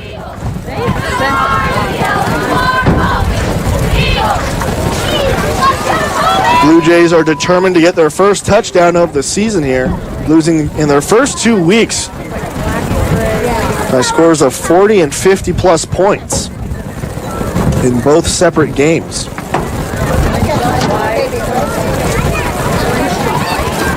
Timeout coming to a close here as the whistle blows. And both teams march out to their respective positions. Eagles on defense, Blue Jays on the offense. 1st and 10 from the Eagles 30. The passing game so far has been well for Trace Copper. The last 3 throws he's had have been good for first downs. Receivers on the right and left. 3 on the right, 2 on the left. Motion by Holden Kite as he'll move over to the right. 4 receivers now on the right. He looks to his left. He's met by an Eagle. And he's brought down, almost and finally brought down by a horde of Eagles. Looks like Casey. Copper on the carry. It's going to be and on the Cameron pass of the Lilly. Eagles, number 10, Guy Tubbs. And number Guy 51, Tubbs. Ty Lanning, and number 77, Cameron Lilly. Short game. 3 brings Eagles up having to 2nd bring and down 9 for the Trace Blue Jays. Copper.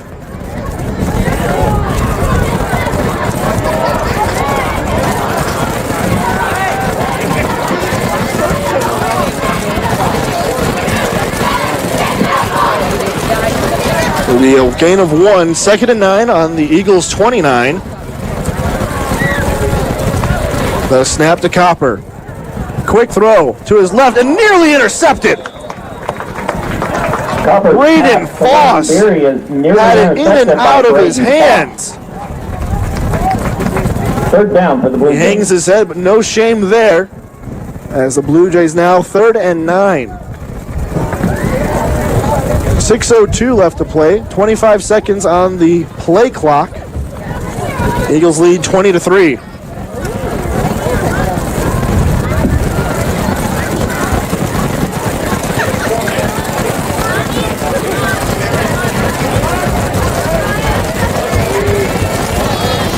Three receivers on the right, 1 on the left. The snap to Copper. He hands it off up the middle. And it looks like it'll be Holden Kite. Ball carried by He'll be Holden brought Kite. down And on the play, right receiver, around the Ty line of Lanning. scrimmage. And there will be no gain. It'll be 4th and 9.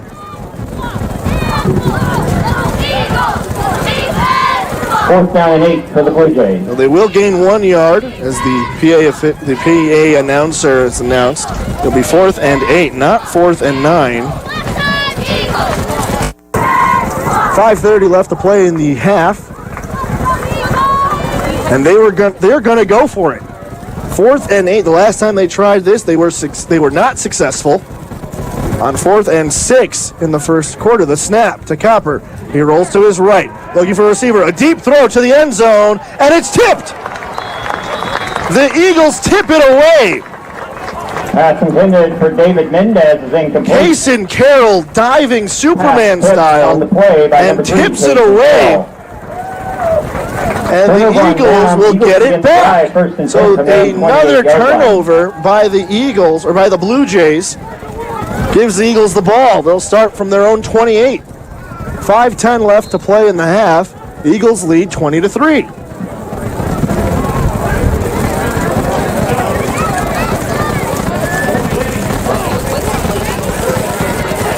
Receiver moves. Vaughn rolls to his right. A deep pass towards the end, or towards the 50-yard line, and not enough. Nearly intercepted by Sam Allen. He had a hand on it, but he was too close to the sideline. He probably wouldn't have caught it for a reception. So they'll do it again, 2nd and 10 on their own 28. 5:04 left to play. Eagles lead 20-3.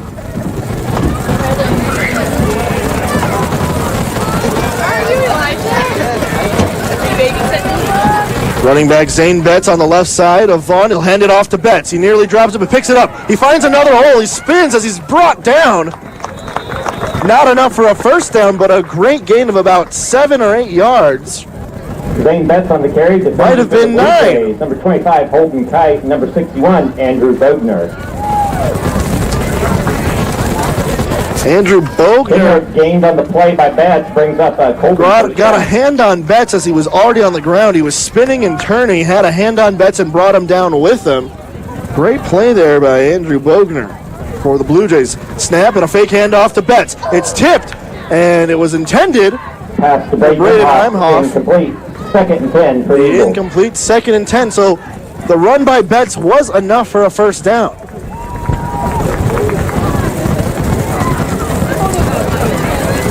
Eagles get their play by Reese McKinney on the sideline giving out hand gestures. Casey Giesenhagen on the far left side. Tucker Wark. It's handed off to Tucker Wark. The double handoff again. There's a hole there, and he'll get enough for the first down. He's on the 50, still on his feet. Then finally brought down by 4 Blue Jays. As he'll be marked down around the 49-yard line. Blue Jays in on the tackle. Great run. They did the double handoff again. Vaughn to Betts to Wark. The Blue Jay 49. As the Blue Jays have not been able to stop that play.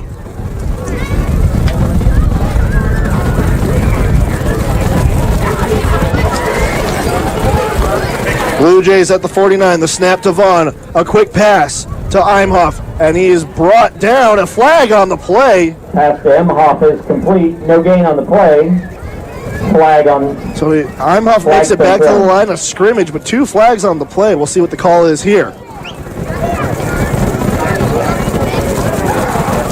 Be holding against the Eagles. Holding called against Colby.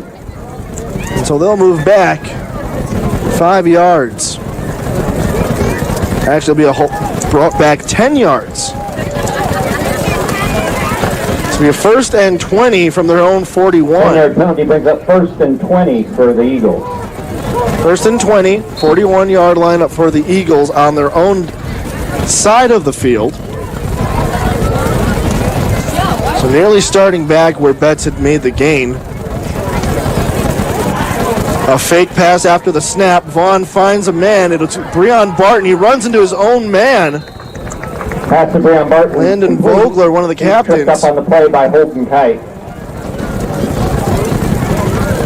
They'll get just about 6 yards, so they'll move to their own 47. 2nd and 14 for Colby. 2nd and 14 for the Eagles. A lot of ground to cover, but we've seen the Eagles in today's game make runs for touchdowns too, well over 40 yards. The snap to Vaughn, he hands it off, then the fake pass afterwards. Zane Betts again is the one to bring it back. He gets a gain. Zane Betts on the carry, he's tackled on the play by number 7, He'll be brought down around the 46-yard line, be 3rd and 7. Brings up 3rd and 7 for the Eagles. So Eagles trying to make up a lot of ground here. I would assume if they don't get a 3rd down conversion here, they would try to go for it. There's a lot of time and a lot of scoring in between. The snap to Vaughn. He rolls to his left. He finds a receiver throwing it, and he makes the catch. Enough for a 1st down. He's brought down around the 35. And the Eagles find a way. Number 11, Casey Giesenhagen is complete. Giesenhagen with the catch there. And the Lynx will move down the field again. Pickup of about 12 yards on the play. 1st and 10 from the Blue Jay 34. Clock rolls. 2.5 left to play in the first half. Eagles lead 20-3. They're on the Blue Jays 34. 1st and 10.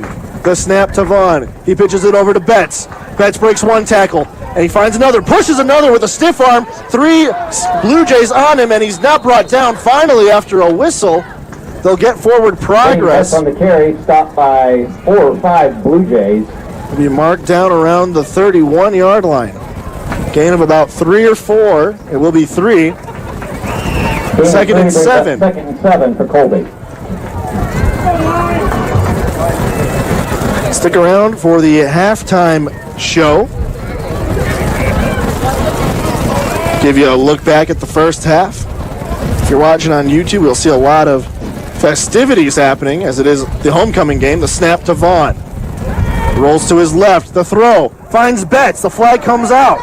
Betts running down to the 10. The 5. Is it enough for a touchdown? No, it'll be just short. But the flag on the play. It's enough for the 1st down, but we'll see what that flag has to do with the play here. Flag was thrown in the midst of the toss by Vaughn. Be a hold call against the Eagles, and they'll go back. So what ended up looking like a great play there for the Eagles to put them ahead Gonna have to go back about 10 yards. Go that way. Go that way. No. Yeah. Okay. You walk up there. Sorry, guys.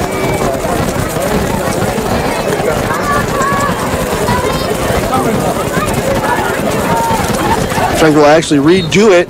Be second and 10 for the Eagles.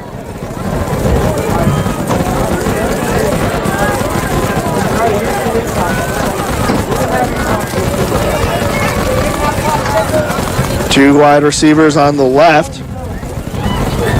Imhoff moves. Handed off to Betts again. He's up the middle. It's a fake. Shuffled off to Imhoff, and he was brought down. By Braden Imhoff. Tackle on the play. He'll be brought down. Looks like for a loss of a yard or two. It'll actually be right back to the line of scrimmage. It'll be 3rd and 10. There will be a pickup of about 3 yards. 3rd down 7 for Colby. 3rd and 7, 31 on the Blue Jays 31. 1 minute and 10 seconds left to play in the first half. Go offense!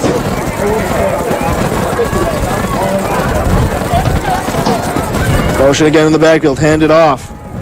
Rolling to the left, he's making a way all the way to the first down. He's got enough, he's still running. Tucker Rourke with a great run there as he goes out of bounds to freeze the clock at 50 seconds. It's enough to move the chain links again.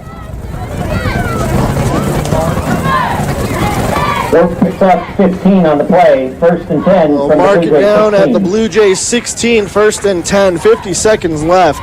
The Blue Jays are going to try to score here because possession does go back to the Blue Jays after the half.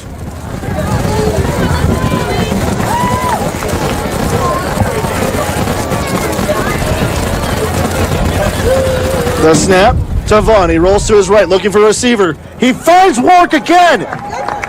He's brought down around the 5-yard line. He'll be marking at the 6. Clock is still rolling. And it's not enough for a first down. Gain of 9 results in 30 seconds left for the Eagles. Be a timeout called. Timeout called by the Eagles. We'll stay here. 27.9 on the clock. Eagles lead 20-3. It'll be marked at 2nd and 1 at the 7-yard line of the Blue Jays. Reese McKinney has got to get a play out here. See if the Eagles can manage one more scoring play.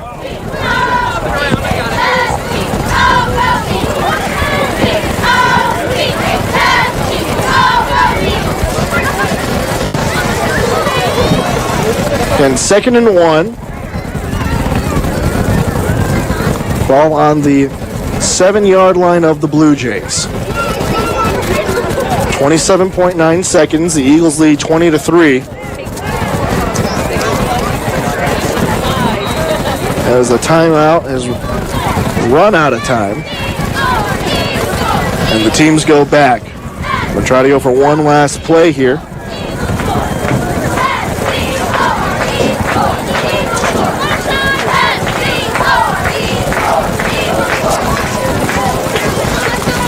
And stick around for the Cornerstone Ag halftime show. We got lots to talk about here after the first half. The snap to Vaughn, handed off. It'll be a fake and a toss over the middle to Braden Imhoff for a touchdown. Vaughn's pass to Braden Imhoff is complete. The Eagles score. Touchdown. It's 26-3, and the Eagles have scored on every drive of the game. They're 4 for 4. With .24 seconds. Or 24.9 seconds, the Eagles managed to score on a 7-yard pass to Braden Imhoff.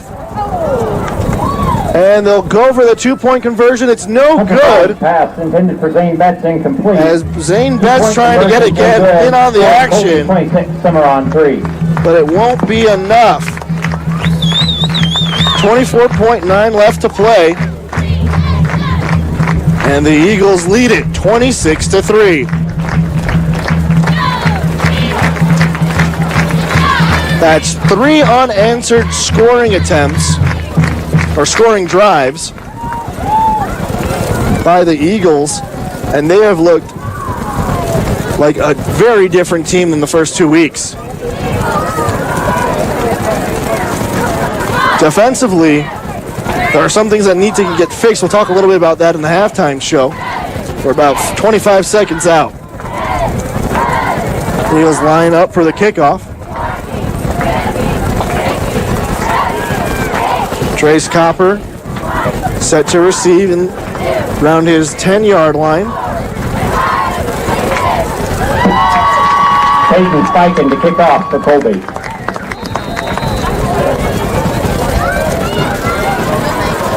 Kick lands around the 35-yard line, rolls out around the 33-yard line.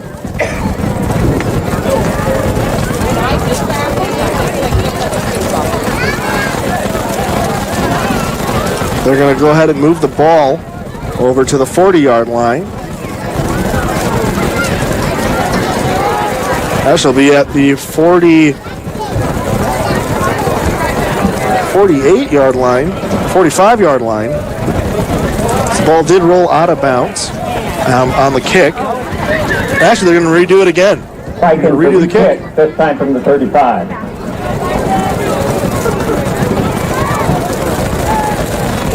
Okay, one more time here.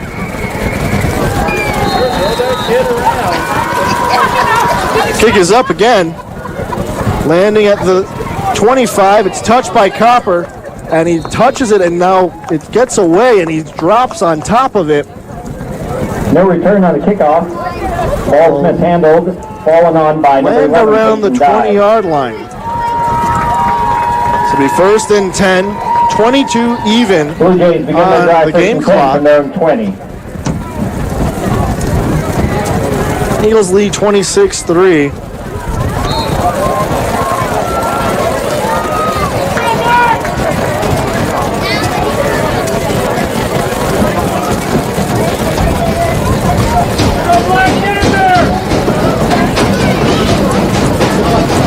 Eagles getting loud here as they're trying to make the stop. The snap to Copper. Rolls to his right. Deep pass down to midfield, and it's brought down at the 50-yard line. Copper's pass. A great pass. 30-yard pass. Caught right down in the middle of the playing field. 30-yard pass results in a Blue Jay 1st and 10 from the 50. An absolute cannon there. Cimmaron will call a timeout as they're going to try to manage the clock. 11.6 left to play. We'll keep it here. That is the first pass that Copper has thrown. It's a lot of confidence in that toss as well.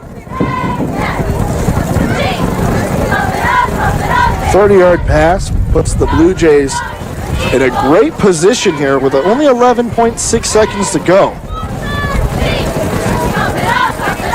Very ambitious to try to get a score here. But when you're the Blue Jays and you haven't scored all year a touchdown, your ambitions are high.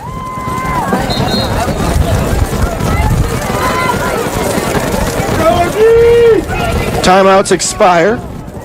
Both teams meet up at the 50-yard line.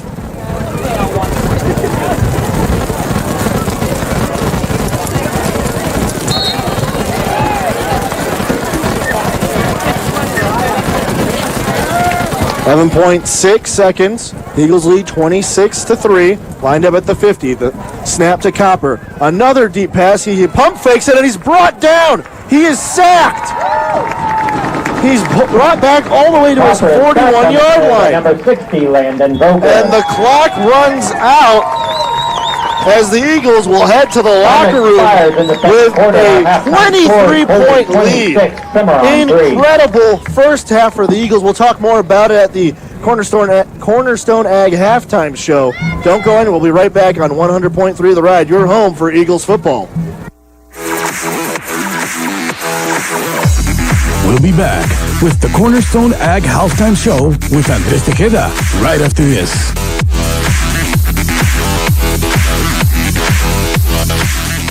Today on Hey Culligan, better water that cares. Jane's on the line. Hey Culligan, how can I avoid using all those plastic water bottles that harm the sea turtles? Jane, our always-on drinking water system helps eliminate the equivalent of 15 billion single-use plastic bottles a year. So, you see, Culligan cares about sea turtles, too. Aw, plastic pollutes and Culligan cures. That's catchy, Jane, and totally true. I'll take it, like now. Jane, we're already on the way. Let us help you out with a free in-home water test with a local Culligan water expert at Culligan.com. See your local Culligan dealer, Scheffner's Water Conditioning in Goodland and Colby. A little rain isn't going to stop you. When it comes to protecting your farm's inventories, livestock, and equipment, we'll make sure your buildings work just as hard as you do. We're your local Butler builder. With us, you'll get the advanced engineering of Butler Manufacturing, the industry's leading provider of building systems. Give us a call. We're your local Butler builder. In Northwest Kansas, call Stevens Construction at 785-462-7571 to discover the difference a Butler building can make.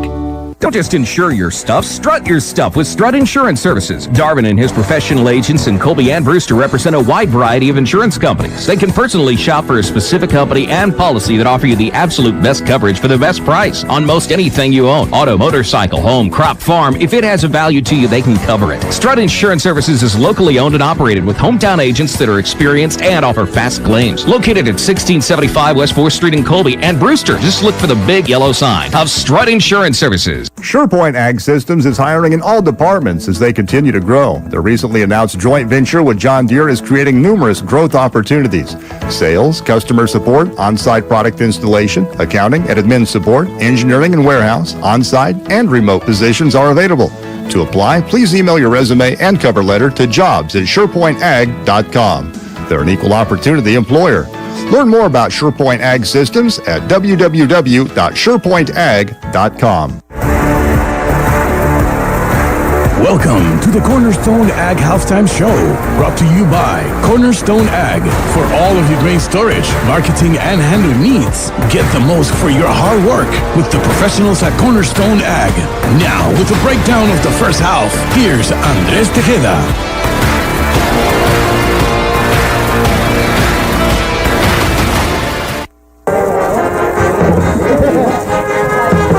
Welcome back to the Cornerstone Ag Halftime Show, your home on 100.3, your home for the Eagles radio on 100.3 The Ride.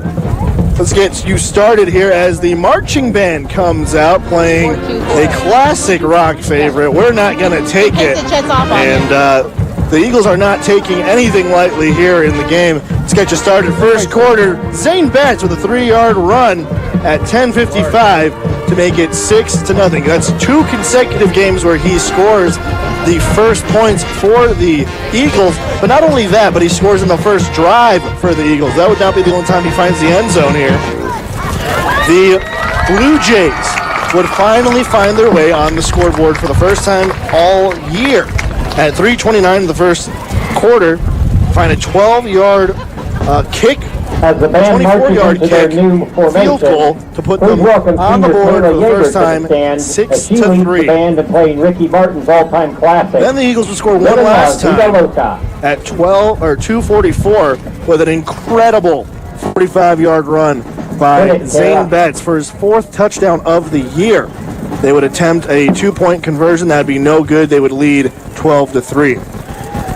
The second quarter would come around at 11:45. A 40-yard run by Braden Imhoff would put the Eagles up 18-3. They would make the 2-point conversion to make it 20-3. And just recently, with 24.9 seconds left to go, a 7-yard pass to, again, Braden Imhoff would put them up 26-3. The 2-point conversion, no good. But Zane Betts and Braden Imhoff have been absolutely dominating the stat sheet all season long. Despite the Eagles being 0-2, Zane Betts and Imhoff have just been putting on an offensive clinic. You heard Reese McKinney last week and in the pregame show as well talk about these two guys, as well as number 12, the big senior captain, Breon Barton, as he's made great tackles defensively. In the first week, he was our senior spotlight. He talked about how he loves to just make contact and get physical and just bring guys down. He loves to tackle and he's been doing that all game long.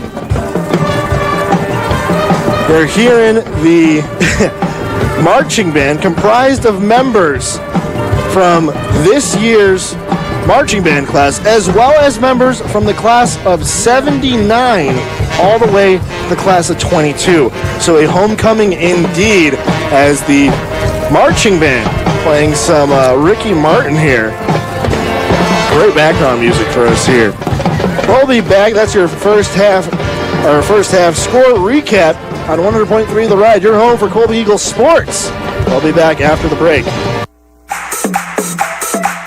Coming up next on the Cornerstone Ag Halftime Show, we'll have the Colby Community College High School Student of the Week. Professor Penny, welcome to Taco John's. I have crunched the numbers, and it just can't be. You talking about our new 4-cheese quesadilla? Yes, it's scientifically impossible. How can you fit melty asadero, queso blanco, Monterey Jack, and cheddar inside? And chipotle lime sauce and sirloin steak or grilled chicken. But how? We, melt it. Ah, so it's quadrophysics. Got it. Try the new 4-cheese steak or chicken quesadilla. Only at Taco John's. Bigger, bolder, better. Download our app to earn free food. Hi, this is J.L. Evans, Banking Center President at Western State Bank in Colby. I'd like to welcome Brent Moss to our commercial and ag lending team as we continue to grow. Brent joins our Colby Banking Center after more than 13 years as a local lender. He holds a bachelor's degree in finance and has a background in farming. Visit with Brent Moss, Matt Smith, or me, J.L. Evans, at our Colby Banking Center today. Visit WSBKS.com for contact information. Western State Bank, continuing to invest in Northwest Kansas. Member FDIC, Equal Housing Lender. Hola, soy Randy con Farmers and Merchants Bank of Colby. Cuando banco con nosotros, siempre puede obtener un servicio amistosa y caras sonrientes para ayudarlo. Ofrecemos cuentas gratis, préstamos, banco por internet y mucho más. Queremos invitarte a nuestro banco donde el proceso es rápido y fácil. Llámanos a 785-460-3321 con cualquier pregunta. Farmers and Merchants Bank, miembro FDIC. Welcome back to the Cornerstone Ag Halftime Show. Here's Colby Community College High School Student of the Week.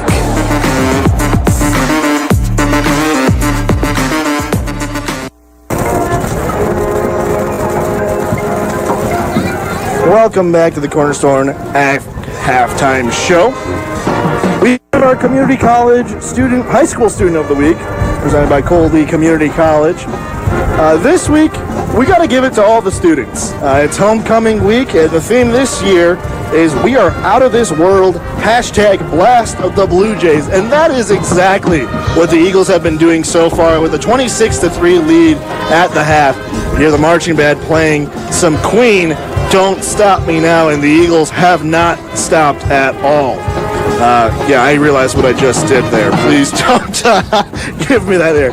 Did grow up listening to some 80s music. You had some Twisted Sister, Ricky Martin, and Queen being played by the Colby High School Marching Band. We'll give you the homecoming court as we got some candidates here. We'll give these students some shout-outs. Reese Blatt, your own Braden Imhoff with 2 touchdowns today. Landon Kreutzer, a member of the defensive and offensive line. Darius Morrison, a candidate for the King. And now our Queen candidates. Cindy Brown, Lily Dixon, Marin King, and Trinity Monk.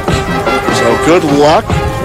I understand that those ballots and outcomes will be read after the game, while the freshman, sophomore, and junior attendance have been announced as the marching Ladies and band. gentlemen, your CHS marching band under the direction of Mr. Joey Nichol and the senior drum major. The flags are led by class of 2011 alumni, Ms. Finish Sunny up Creighton. their set as we'll go ahead and read off the attendance for freshman, sophomore, and junior class. It's Brady Weidman and Isabella Castandia for the freshman class as the Colby Eagles marching band play us off with the victory song. The sophomore attendance, Colby's own Kai Lanning and Natalie Wergurski. And the junior attendants, Katie McCarty and Avery Seward. Moving forward in the year with our Colby Community College High School Student of the Week, we'll get one student and we'll talk about them at every game. It's a great program by the community college to show off some of the student academics and excellence that Colby High School provides as the Colby High School dance team makes their way on the field. We'll be back after the break here with the player of the first half. Please welcome the Colby High School dance team. When the Cornerstone Ag Halftime Show returns, we'll find out who the player of the first half is.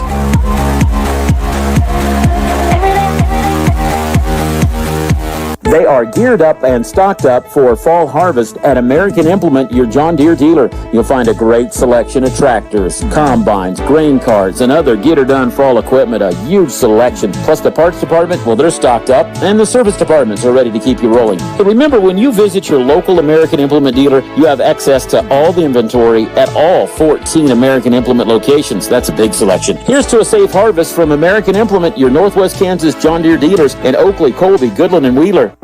Dying is one of the few events in life that is certain to occur, yet one we are not likely to plan for. Hi, I'm Jason with Ballman Mortuary in Colby, Atwood, and Oakley. Pre-arranging your funeral service is a great way to make sure your family is taken care of, even after you're gone. At Ballman Mortuary, we'll help you plan ahead and make sure that your wishes are taken care of from the type of service, monument, and casket you would like. We can set up pre-funding arrangements designed specifically for end-of-life needs. At Ballman Mortuary, we are dedicated to ensuring that your loved one's memories are cherished. See our website at ballmanmortuary.com today for more information. The all-new Yamaha Grizzly 90 is built to bring maximum fun and off-road excitement to youth ATV riders ages 10 years old and up. With its low-maintenance 90cc engine, an easy-to-use fully automatic CVT transmission with reverse, electric start, and durable proven components, the all-new Grizzly 90 offers confidence-inspiring performance with Grizzly family style. Visit YamahaOutdoors.com today. Then visit Colby Ag Center in Colby to see the all-new Yamaha Grizzly 90. Grizzly 90 is recommended for use only by riders 10 years and older and always with adult supervision. Yamaha recommends an approved training course. See your dealer or call 1-800-887-2887. ATVs can be hazardous to operate. Ladies, Colby Community College wants you to know that renewable energy companies are creating fast tracks for advancement to bring more women into the industry. According to the U.S. Department of Labor, wind and solar energy are two of the fastest growing fields. There's never been a better time to let CCC help you begin a new career. Online classes start every 8 weeks. Remember, big muscles are not required to work in renewable energy. Brains and work ethic are. Contact Colby Community College today or visit colbycc.edu. You're listening to the Cornerstone Ag Halftime Show. Here is the player of the first half.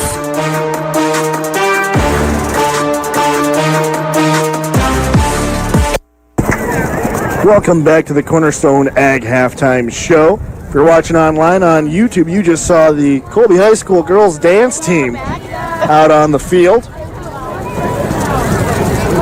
We're just about 2.5 minutes before we get back underway with the second half. Player of the half, I'm going to have to go with players of the half. Zane Betts and Braden Imhoff absolutely dominating this game. Both have 2 touchdowns. Zane Betts with the 2-point conversion reception to put the Eagles up 20-3 with their third score of the game. But again, scored by Braden Imhoff, who scored again with 24.9 seconds in the second half. Your Colby Eagles just coming out on the field here. They'll stretch and get ready for second half action. We're going to get ready too.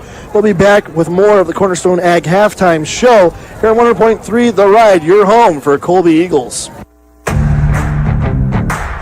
Coming up next on the Cornerstone Ag Halftime Show are the keys to the second half.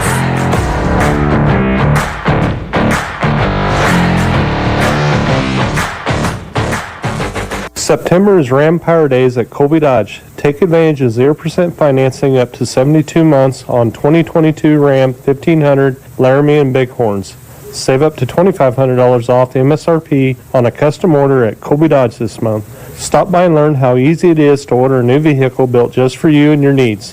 Visit with a salesperson today for more information. Visit us in person at exit 53 I-70, Colby, Kansas, or browse online 24/7 at colbydodge.com. The The Colby Free Press brings residents of Thomas County news, pictures, and commentary on the happenings, issues, and events that impact the lives of residents of Thomas County. The Colby Free Press is informative and affordable. The Colby Free Press is a local daily newspaper that has earned a great reputation for journalistic excellence and extensive knowledge of the local communities of Colby, Rexford, Brewster, and surrounding communities.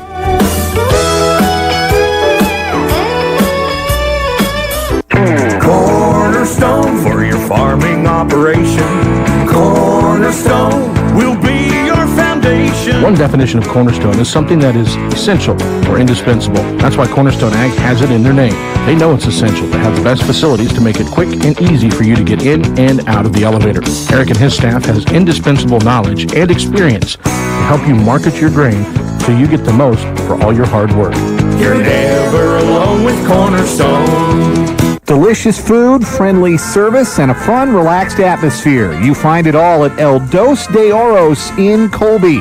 Mexican favorites that your entire family can enjoy. Delicious, sizzling hot fajitas, scrumptious enchiladas, tasty tacos, burritos stuffed to the brim, and of course, the best margaritas around. That's all at El Dos de Oros. Go find them at 1921 South Range Avenue in Colby and enjoy delicious Mexican food. Welcome back to the Cornerstone Ag Halftime Show. Here are the keys to the second half with Andres Tejeda.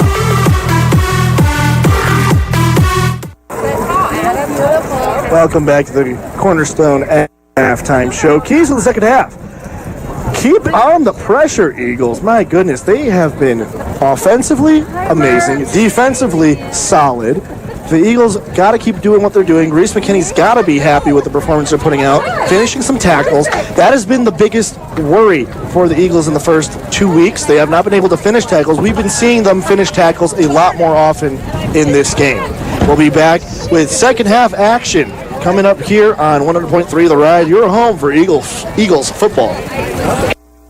Young, beginning, and small farmers and ranchers are driving innovation and change while defining the future of farming. Farm Credit of Western Kansas wants to be a part of this transformation. With your fresh perspectives and creative approaches, combined with the credit expertise you'll find at Farm Credit, we'll help you turn those dreams into success stories. Hi, I'm Tyrell Robin. Come see me on Thursdays from 10 to 2 in Grainfield at the Grainfield Community Building, or give me a call at 785-462-6714. Farm Credit of Western Kansas. Financing ag for generations. The new school year is underway, and you made sure your kids got all the supplies they needed to be successful. Backpacks, pens, paper, pencils, notebooks. But did you make sure that they had the visual tools they needed to be successful? Hi, this is Dr. Sam Funk with Funk Optometry in Colby, Atwood, and Hoxie. And studies show that up to 80% of learning is visual. Make sure your kids have the visual tools they need to be successful. Call my office today to make an appointment in Colby, Atwood, or Hoxie. And let's make this a successful school year. You're listening to the Eagles on Radio and Colby Eagle Football on 100.3 The Ride with Andres Tejeda.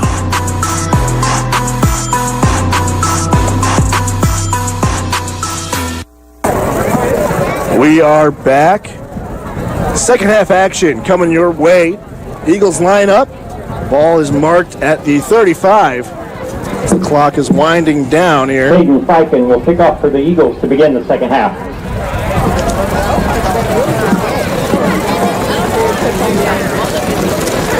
In the backfield for the Blue Jays, it'll be David Mendez and Trace Copper to receive the kickoff.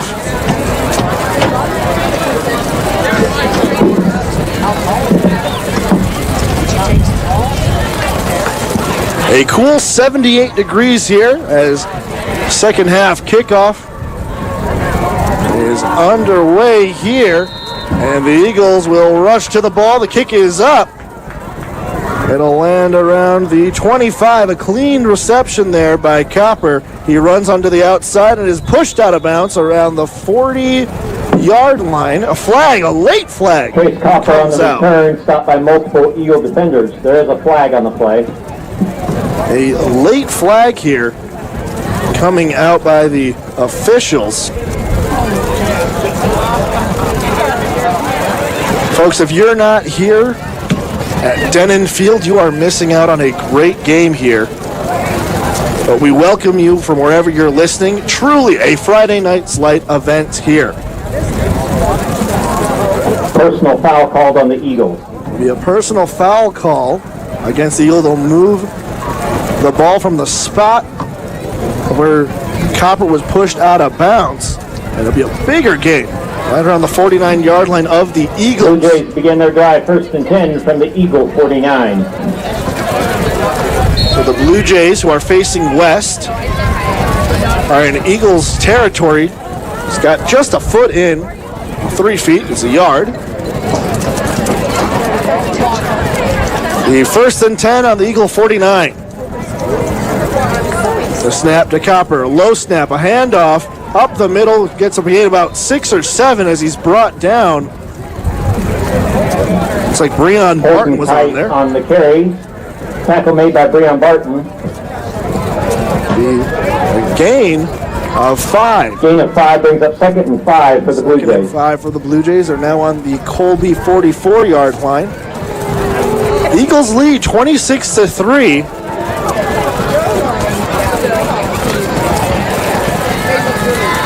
Two receivers on the right. The snap to Copper. Another handoff.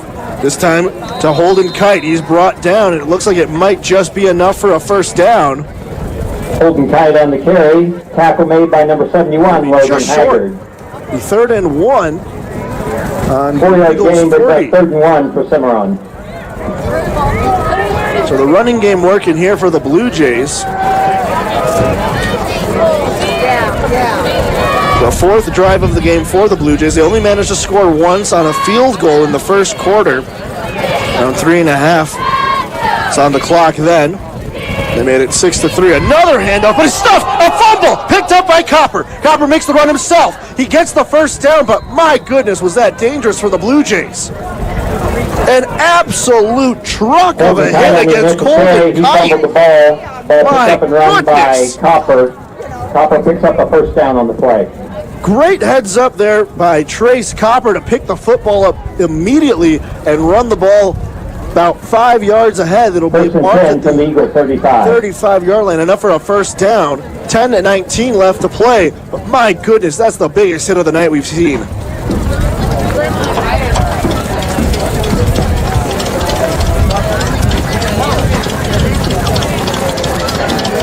Two receivers on the outside of each side. Copper picks it up. He's faced by 3 Eagles. Still has the football. He finds a way out.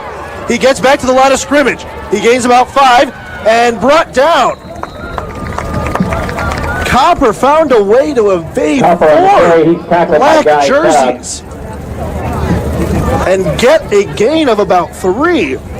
But my goodness, he was brought back about 15 yards before finding his footing for the Blue Jays. and getting a gain of 3. It'll be 2 and 7, or 2nd and 7 on the Eagles 32. Just under 9.5 to play. The Eagles lead 26-3. We're in the 3rd quarter.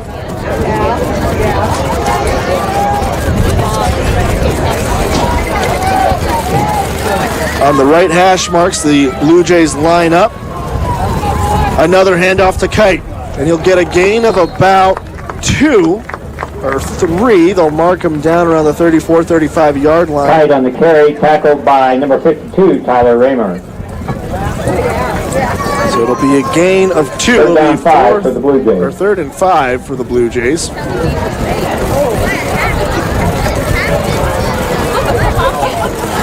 Three receivers on the left, 1 on the right. Running back on the left of Copper. Again, that's Holden Kite. See if they hand it off to him again. They won't.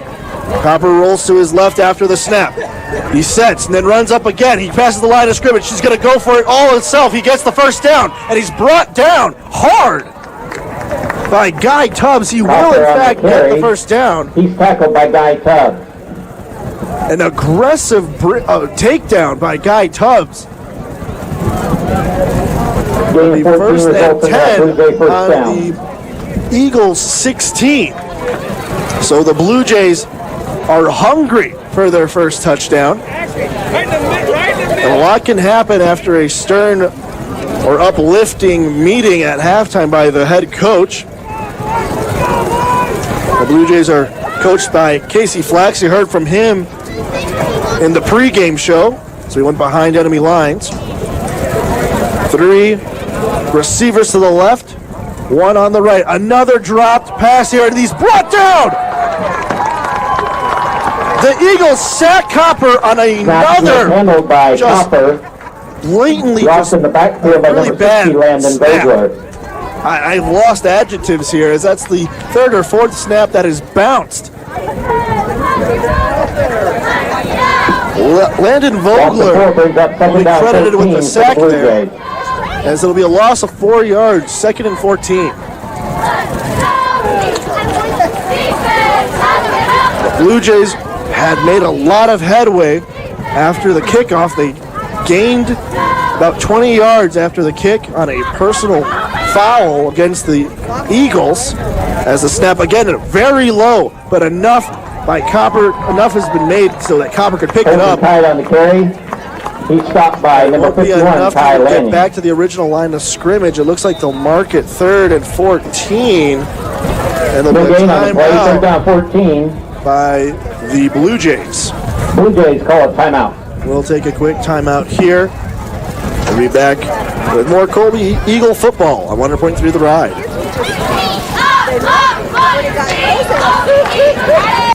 Farmers, make sure you are taking advantage of all the products and services the High Plains Co-op has to offer, now including their new HPC Risk Management LLC program, helping hard-working farmer members like yourself manage risks in the marketing and crop insurance sector. Hello, I'm Case Rendell, your crop insurance specialist, offering crop insurance, livestock risk protection, pasture range and forage, and hail insurance. Let me help you reduce your risk and make your crop insurance process as easy as possible, including me coming to your farm. Hoover Lumber is much more than just your ordinary hardware store. They, of course, sell lumber, tools, paint, and many other items, including grills, smokers, and lawn care products, but they also provide services that the typical hardware stores don't. Lose your car keys or fob? Well, they can program and cut keys for all kinds of vehicles, new and old. Have a big gathering coming up? Well, Hoover's rents out high-quality lifetime tables and chairs.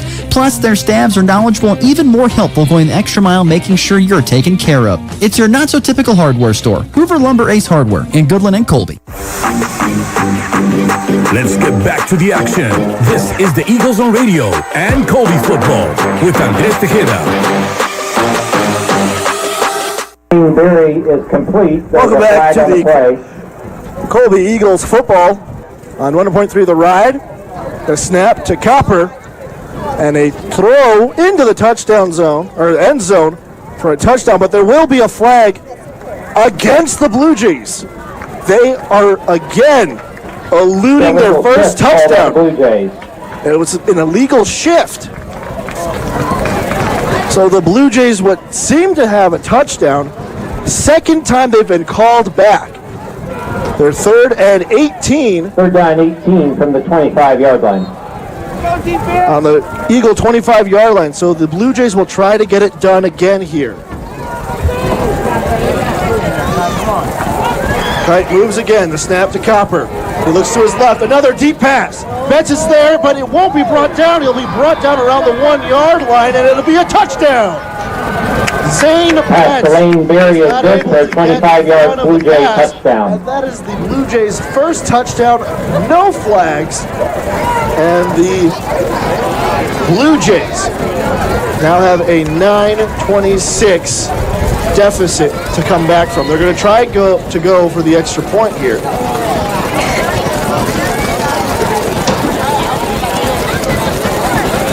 The O-line is lined up to the left, and it'll be a snap. It's dropped.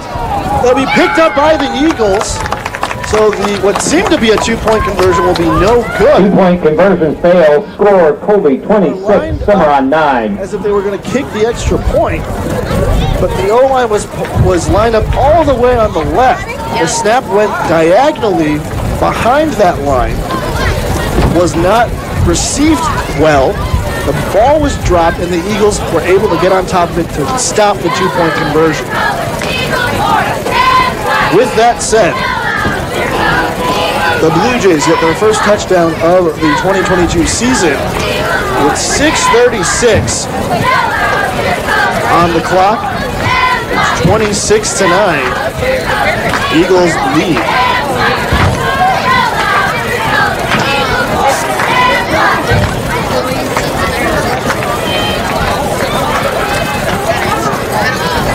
25-yard pass.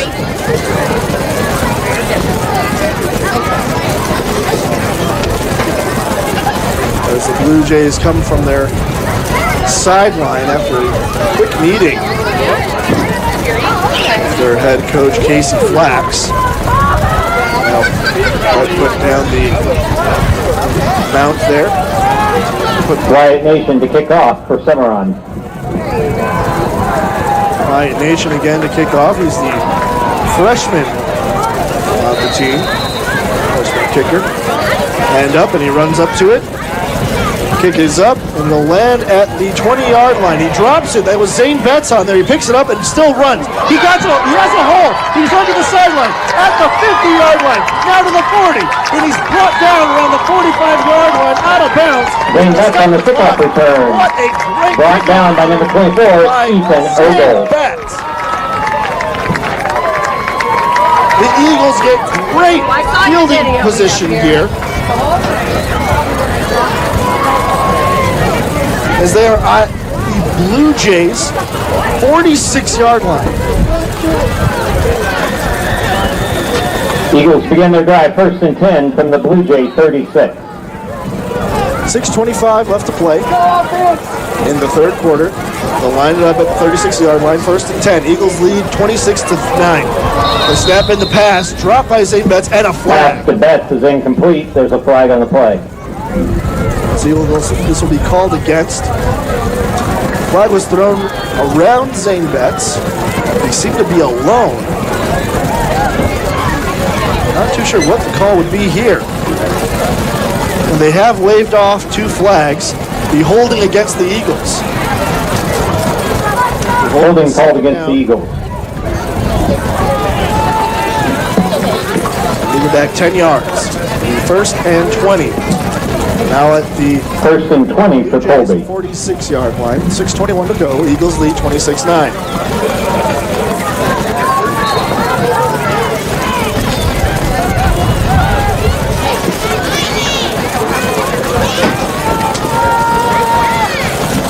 Two receivers on the left and right. The snap. Quick pass. It's received and brought down. Pass Giesenhagen. Casey Giesenhagen is complete. Tackle on the play by number 53, Connor McGrew. Put it down at the 42-yard line, a gain of 4. 2nd and 16. Gain of 4 brings up 2nd and 16 for the Eagles.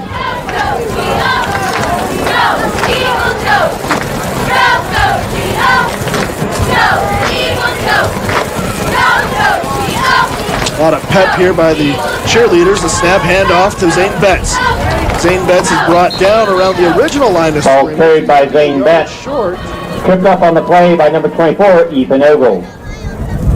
Assume it'll be 3rd and 10, so they will get it back to the original line of scrimmage. Pick up a 6, results in 3rd down 10 for Colby. Originally on the first down that they had.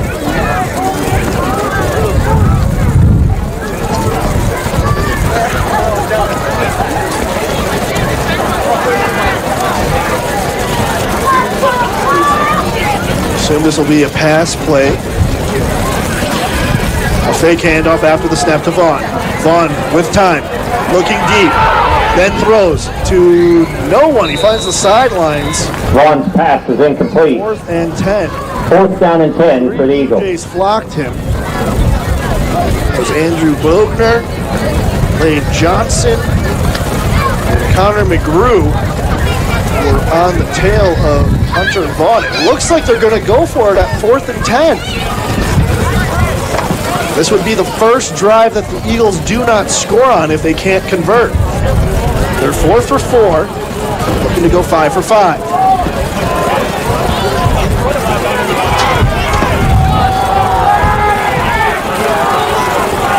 Vaughn in the shotgun, 2 receivers to the right. Betts motions to the left, now a receiver to the left, Betts. The snap. Vaughn being chased down. The flag. Vaughn throwing deep. Finds. Looks like it's Imhoff. He makes the catch. Complete. There's a flag down in the backfield. Enough for a first time, but that flag is still in the backfield around the 50-yard line. Holding against the Eagles. Holding called on the Eagles. Back. So all the ground they made up, they're going to have to go and do it again. It'll be 4th and 20.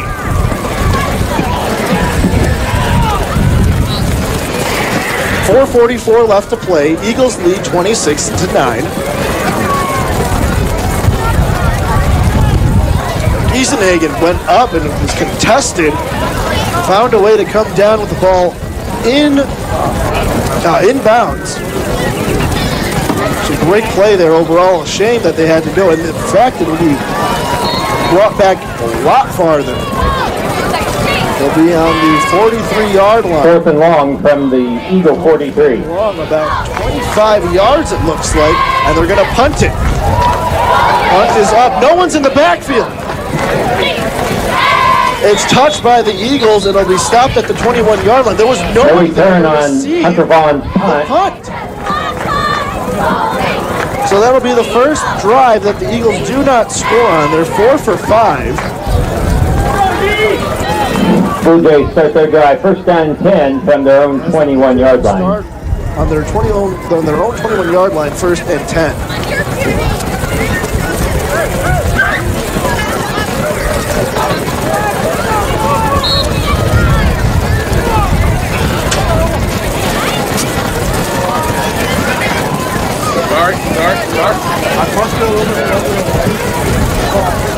Copper.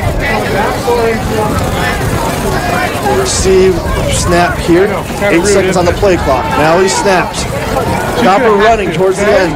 Finds a way up the middle. Now going off to the outside. And is it enough for a 1st down? Ball carried by Trace Copper. Seems that it will be enough. So put it at the 33-yard line for 1st and 10. Pickup of about 11 for Copper results in a Blue Jay 1st down. Blue Jays are 2 for 5, scoring on the field goal attempt in the 1st quarter, and then making their 1st touchdown of the year earlier in the 3rd quarter on a 25-yard pass. They did not get the 2-point conversion, so it's no good. O-line lined up on the left side. The snap to Copper. He looks to his right. The deep pass, nearly intercepted. Kason Carroll, the second pass time is incomplete, nearly intercepted by number 3, Kason Carroll. Hunter Vaughn was behind him. 2nd and 10 for the Blue Jays. The tip would go his way. It would definitely have been picked up by Vaughn. It just slips out of the hands of Carroll. That's the second time he's had a play where he could have taken the ball away from the Blue Jays on a pass.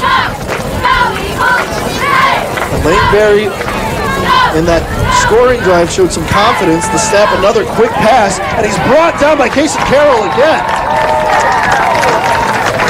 Pass to number 5, Samuel Allen's complete. Like they'll gain any yards. It'll be 3rd and 10 at their own 32. He's dropped for a short loss by Kason Carroll. In fact, there will be a loss of 3rd down 12 for the Blue Jays. 3rd and 12 at their own 30. Folks, it has been a great night for football here in Colby. The home fans have not left. It seems as if the fans have multiplied. Got an open spot here. The snap again low. Copper having to clean it up. Going off to the outside. A deep pass up the middle, and it's caught. They'll get a gain for pass sure. To number 3, Kate Moores, complete. Boy, was that scary if you're a Blue Jay fan. Copper was pushed all the way back to the 20-yard line and had to make a quick throw. Found Sam Adams there, or Sam Allen there. Brings up 4th and 6 for Cimmaron. From their own 36. It'll be the 3rd time that they're going to go for the 4th down.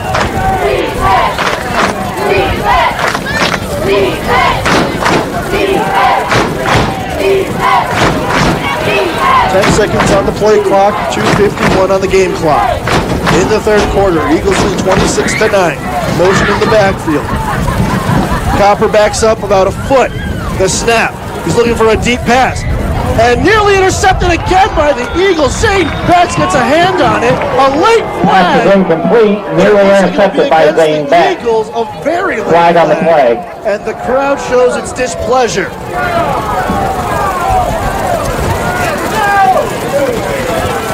Let's see what the call is here. Everything looked clean. Zane Betts got a hand on it, and they're waving off the flag. Flag is waved off. Turnover on down. That this officiating crew has waved off a penalty flag in the game.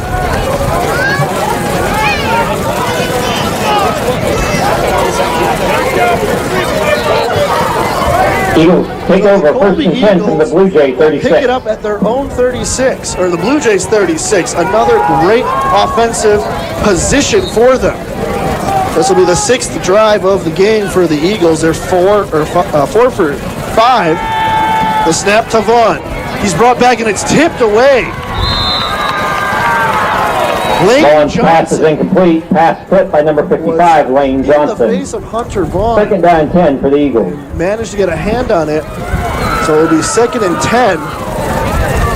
2:33 to play. Eagles lead 26-9.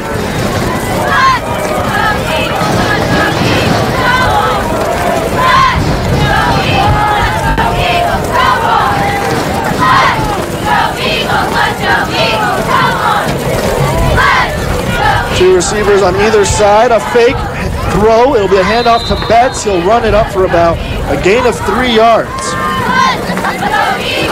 Betts is not a Wayne Betts on the carry. Tackle made by number 61, Andrew Bosner. Patient, finds the hole. Again, you saw 3rd that down and 8 for Colby. first quarter with the 45-yard run. Zane Betts has been absolutely electric this season.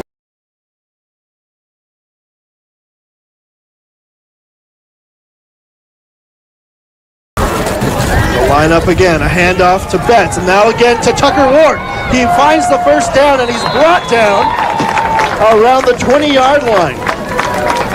So ball carried by Tucker Ward. Tucker on the play made by Holton definitely Kite. made contributions here in this game. Ward's run results in a 12-yard gain and a Colby Eagle first down. Handoff play. It's been the same routine. Vaughn gets the snap, hands it off to Betts, and Betts gives it right back to Ward. And the Blue Jays have not been able to find a way to stop that play. On the right side, the snap. Vaughn looking deep. He has a man in the end zone, and he just misses it as it gets through his hands. Casey Giesenhagen looking for the touchdown. Maybe would have brought down around the 1-yard line. But a great route ran nonetheless. Just thrown just a little outside. Giesenhagen probably would have had that had he got his footing better around the 1-yard line. But a great pass by Hunter Vaughn. And Vaughn's passing game has been a lot of what has been good with the Eagles so far. He did mention in the pregame show, he's our senior spotlight, he mentioned he does like to run the ball. We haven't seen him run the ball too much today. As he hands it off to Zane Betts, he finds the side on the right. He finds an opening and he's brought down nearly enough for a first down. But Zane Betts on the carry, stopped by multiple Blue Jay defenders. Don't think it'll be enough for a first down, but definitely a sizable gain. They'll put it at the 15. It'll be 3rd and 2 with the minute mark here in the third quarter. About 8, brings up 3rd and 2 for Colby. 50 seconds left to play in the third quarter. There'll be another handoff to Zane Betts as he'll muscle his way through. Is it enough? He may have gotten a gain of 1, and it will be a gain of 1. Betts on the carry. Stopped by multiple Blue Jay defenders. On the Blue Jay 4th down and 1 for Colby. 30 seconds now in the third quarter. It's a running clock, game clock and play clock match at 20 seconds now. And it seems like they're going to let it run. Everyone just seems to be waiting for the clock to run out. The Eagles will move to the other side of the field. They line up now with 10 seconds.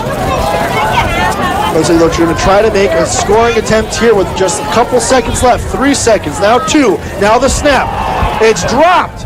Hunter Vaughn gets away of 2 tackles. Now he's brought down. No flags. Snap is mishandled. In on the play for the Blue Jays. End of the third quarter. Number 62, Zach Harmon. Number 53, Connor McGrew. Connor McGrew. That's the end of the third quarter. Score Colby 26, Cimmaron 9. Hunter Vaughn. That's the end of the third quarter.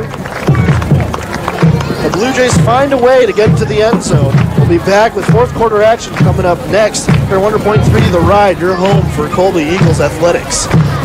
Coffee with a view of freshly capped mountains is great. McCafe coffee with pumpkin spice is perfect.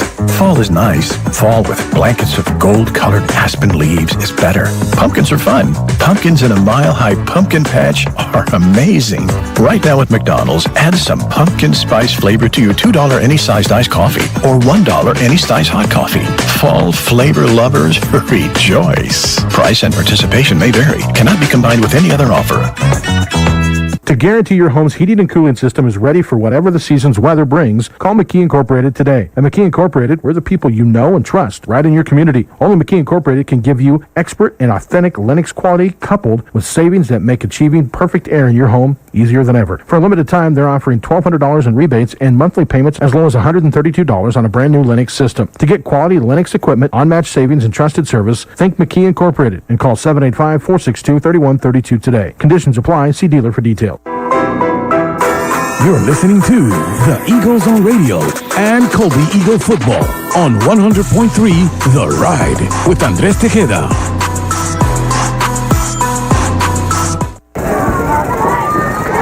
Welcome back.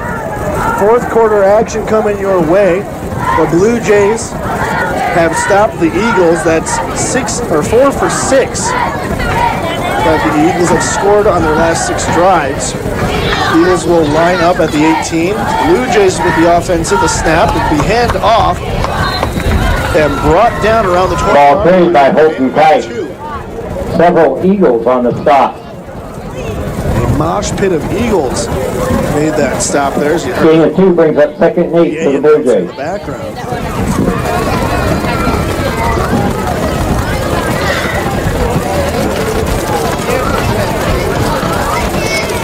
Eagles with a 26-9 lead going into the fourth quarter. Both teams are winless. The Eagles looking for their first win at home. The snap again low to Copper. He looks to his left. Now he's running. Finds a way on the outside, but he's brought down. Kai Lanning. Probably enough to put him back at the original ball carried by Copper. If not, definitely brought him back to the line of scrimmage. Short loss on the play, following the tackle by number 7, Braden Foss, and number 51, Kai Lanning. So there will be a loss of yards. It'll be 1 yard, so it'll be 3rd and 9. 3rd and 9 for Cimmaron.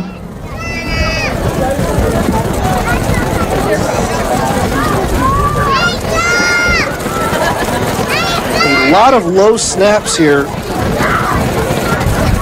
from Cimmaron. Center there for Cimmaron. Looks like it's Zach Harmon. Another snap, a better one. There's a flag and a whistle. Flag on the play. Might have our first false starter. Looks like it'll be against the Blue Jays. Called against the Blue Jays. So they'll be brought back. Be 3rd and long. 3rd and 14 to be exact. So they'll do it again. Clock at 10:25. Play clock at 18 seconds.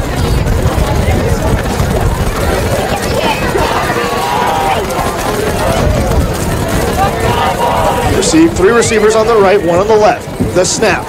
It's a new quarterback here. A deep high pass. It's anyone's ball, and it finds the ground before it finds anyone's hands.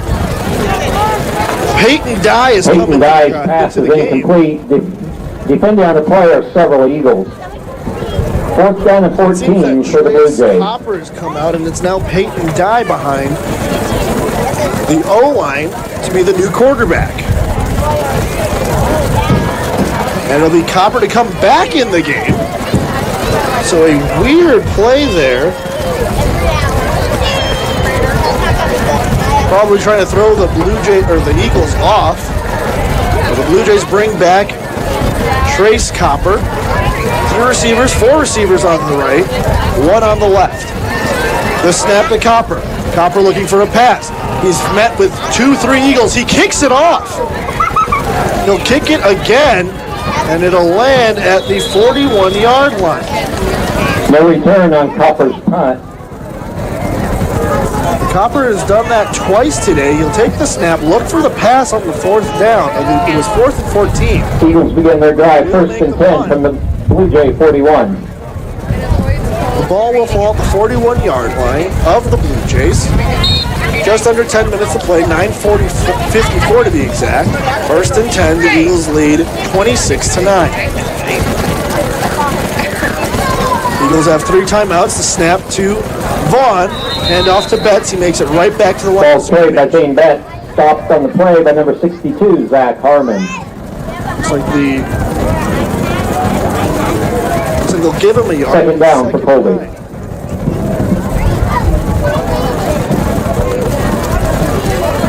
Eagles await instructions from Reese McKinney. He's decked out in the orange polo and beige khakis.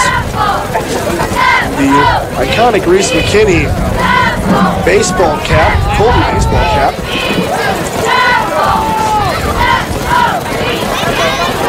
Motion in the backfield by Imhoff. Another handoff to Betts. He's met by plenty of Blue Jays.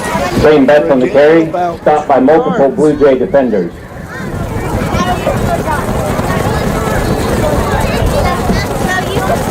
Gain of a yard on the play brings up 3rd and 8 for the Eagles. There will be a yard that's gained by the Eagles. It'll be 3rd and 8 on the Blue Jay 39.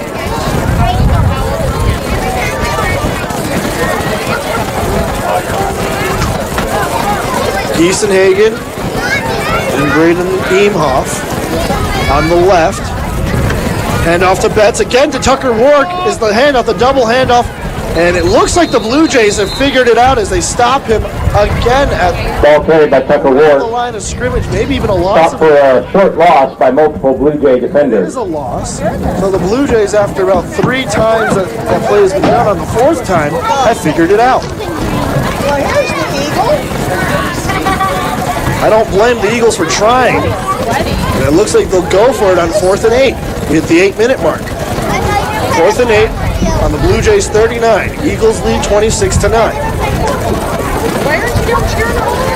They will in fact go for it here on 4th and 8.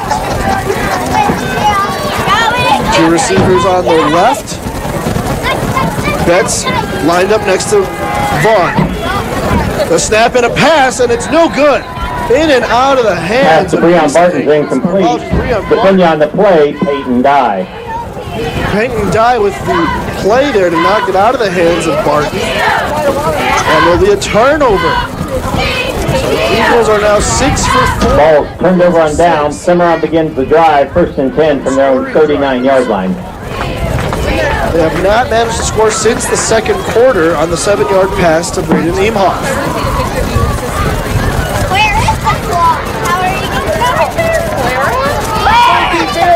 So the Blue Jays will pick it up where the Eagles left it at their own 39. 7:36 left to play. Eagles lead 26-9. 1st and 10. Copper with a man to his left, to his right. And it'll actually not be Copper. A deep pass here. And it's intercepted. No, it's dropped. And it looks like it's Peyton pass to number 5, Samuel Allen's incomplete. Defending for the Eagles, Cason Carroll. Cason Carroll again, nearly with another interception. That's his 3rd opportunity.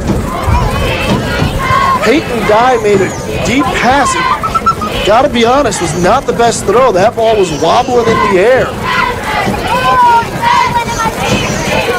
And he'll stay out there. Peyton Dye with a man lined up on his right. 2 receivers on the far right side, 2 receivers on his far right, on his far left. Motion in the backfield. That's David Mendez. 3 receivers now on the left. The snap, the throw. Over the head, and St. Betts with an interception. He picks it up. He's down to the 30, the 20, down to the 10, the 5. Touchdown, Eagles! Zane Betts with an interception, a pick six, on the play and the by Eagles Zane lead Betts. 32-9. Betts returns it all the way for an Eagle Zane touchdown. Betts, you can do no wrong. 7:20 to go in the fourth, and the Eagles find a way to get back in the end zone.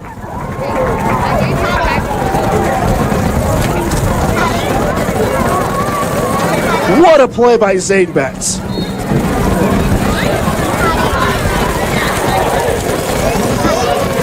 So they'll go for two here. Zane Betts with the football, a flag. Flag on the play.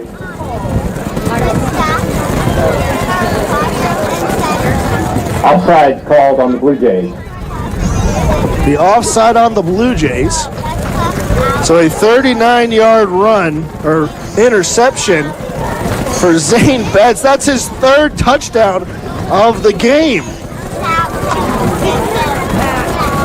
So they're going to try it again here for two.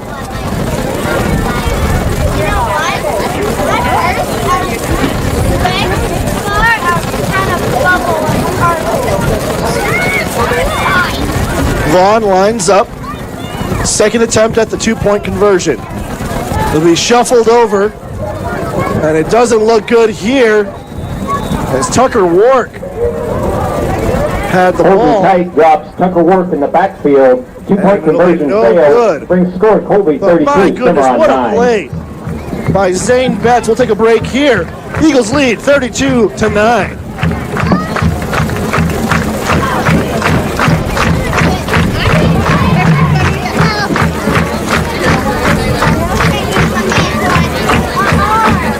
Actually, we'll stay here.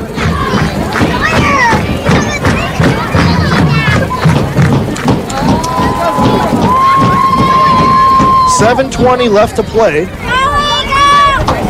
But Zane Betts putting on a clinic offensively and defensively. Third touchdown of the game as the counting begins by the Colby High School cheer team. They're going to count all the way up to 32. They've hit the 20.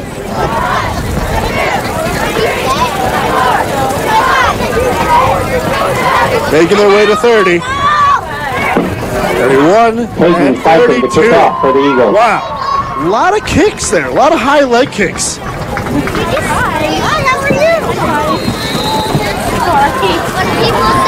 The Eagles will kick it off again. It'll bounce around the 25, picked up by the Blue Jays. A great running play there as they'll be brought down around the 32-yard line. Kickoff return by number 25, Holden We'll Kite. take a quick break here. Braden Foss in on Right the stop back. for the Eagles. What's better than getting a new iPhone? Also getting an Apple Watch on us. Cimmaron first to drive, first and 10 from their own 32-yard line. At Nextech Wireless, you can get an Apple Watch on us with a month of free cellular service when you buy a new iPhone. Come visit us at a location near you or call or text at 877-621-2600 for more information. Nextech Wireless. We are Kansas. Pain can affect everyone. It pays no attention to age, body type, or gender. This is Dr. Kristen Parker with Northwest Kansas Chiropractic. We treat patients of all ages from infants to the elderly using tried and true traditional techniques and our constantly updated advanced technology. I see pregnancy patients on a regular basis as well, with safe treatments that often bring much needed comfort. Effective, comfortable, and professional care for all at Northwest Kansas Chiropractic Clinic. Learn more at nwkchiro.com. Let's get back to the action. This is the Eagles on Radio and Colby football with Andres Tejeda. Welcome back.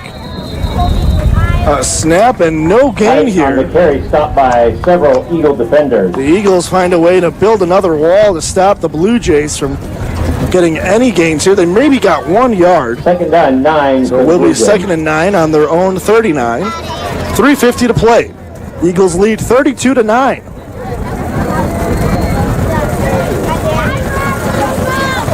Another snap to the newly entered quarterback, Peyton Dye. Another deep pass, and it's caught. Lane Beery with a great catch. The market around the Eagles' 41-yard line. The first pass by Peyton Dye that's been Cimmaron receptive. picks up 26 yards and a first down on the play. 26-yard pass.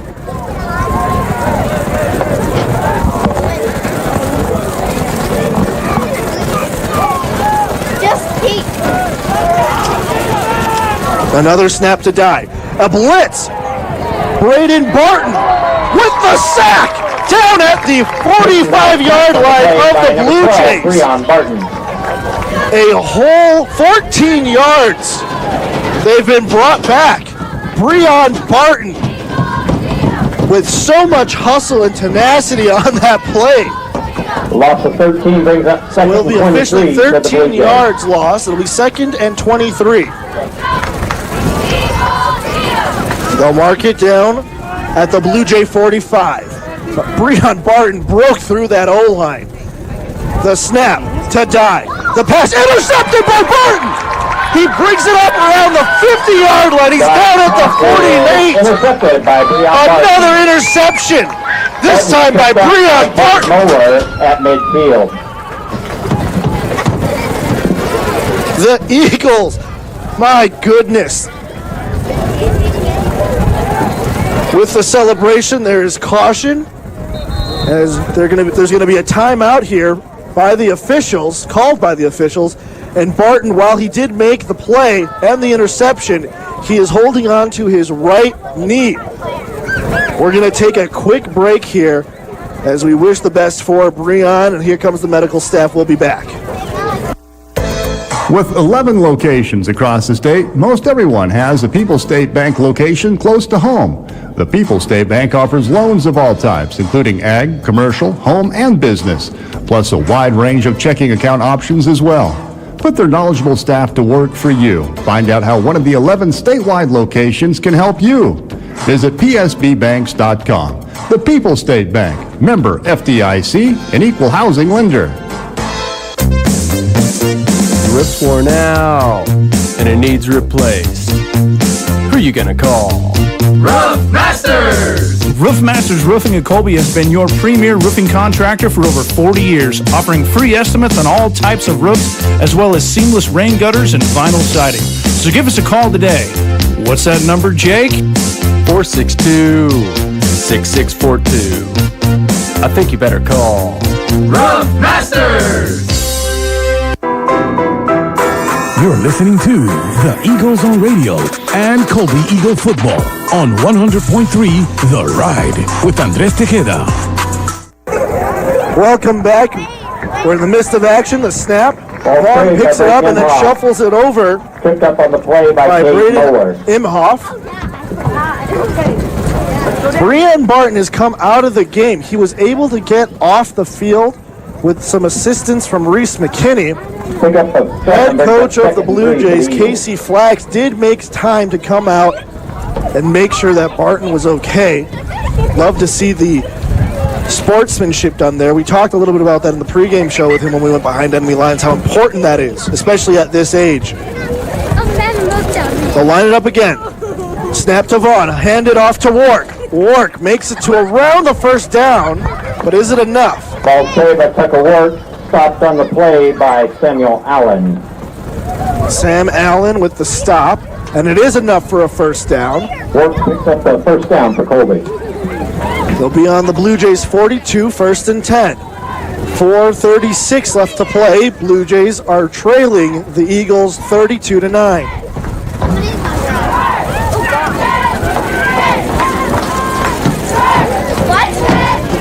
And the Blue Jays managed to get the ball here again after the snap here. Pass off to Betts. Betts makes a run. Is it enough for a first down? He might be short. Ball carried by Betts, stopped on the play by Samuel Allen. It's enough for a first down. They'll move the Lynx again. 12 and an Eagle first down. 4:10 now in the fourth quarter. Eagles got the ball back after a pick six by Zane Betts. 49-yard return, or 39-yard return. The Eagles managed to get the ball back again thanks to Breon Barton, so the sacrifice of the body gives the Eagles an opportunity here. Let's hope it doesn't go for naught. Wark moves over to the left side of Vaughn. The snap, hands off to Betts. Betts finds a hole. He finds an opening, but it's not enough as they push him back. Forward progress will put him around the 20-yard line. Blue Jay defenders. So about a gain of 6 or 5. We'll see what the officials mark it. 3:20. Gain of 6 brings up 2nd and 4 for Colby. It'll be 2nd and 4. A gain of 6 yards. They'll mark it at the 25-yard line. 3:10 left to play in the second half. Snap. Handoff again. And it was a fumble, but picked back up. Looks like that's Zane Betts again. Betts on the carry. Ball's fumbled. Betts falls on the fumble. So the Eagles are putting their faith in the very capable hands of Zane Betts. 3 touchdowns tonight already. A 3-yard run for the first score of the game. Then a 45-yard run to end the first quarter scoring. And then the pick 6. Hunter Vaughn with the snap. He gets past one defender. He gets enough for a first down. He's running to the 5. He's brought down at the 1. Is it enough? And it's a touchdown! Colby Eagles touchdown! Hunter Vaughn with a 22-yard run. The Eagles now lead 38-9 with 2:21 to go. Breon Barton smiling from the sidelines. On his own feet now. But my goodness, Hunter Vaughn.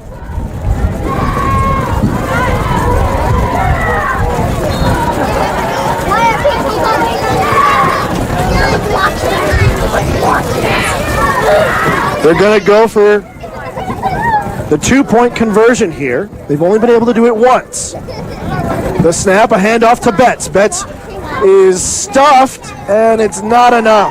And actually, it will be. He just crosses the line. 2-point conversion. So it will be enough.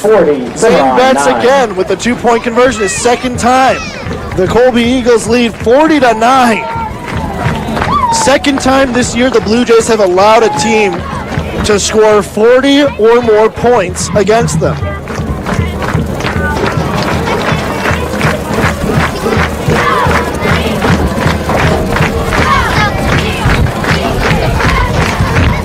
That's the first touchdown for Hunter Vaughn.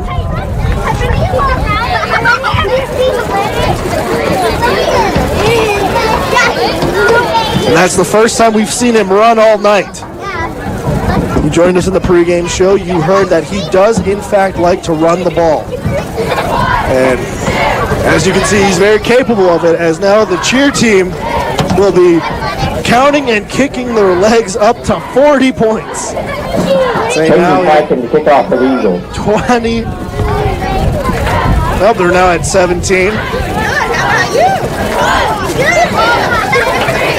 Looks like play on the field will go on as they continue to count. Ball is up after the kick picked up around the 29-yard line. A good run, a hole there for the Blue Jays. Logan Seafried. Returned by number 8, Logan Seafried. Tackle on the play by number 51, now Ty after Lanning. the cheer team completes their count up to 40, and a loud applause from the fans. Love to see it. A lot of pep in the orange and black. Cimmaron fans across the field, traveling well.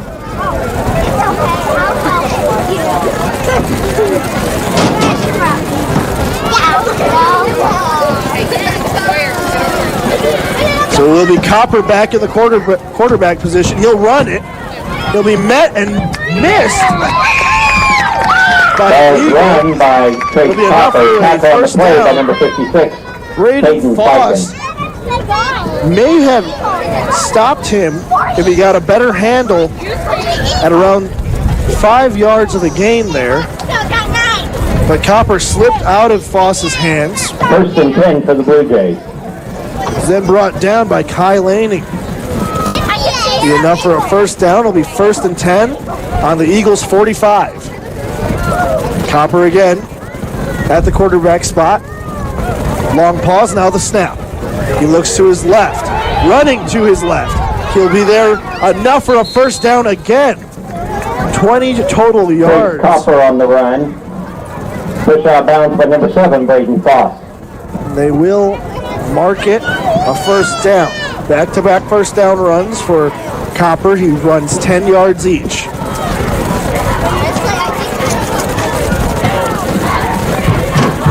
If there ever was a hole or an issue with the Eagle defense, it would be the tackling.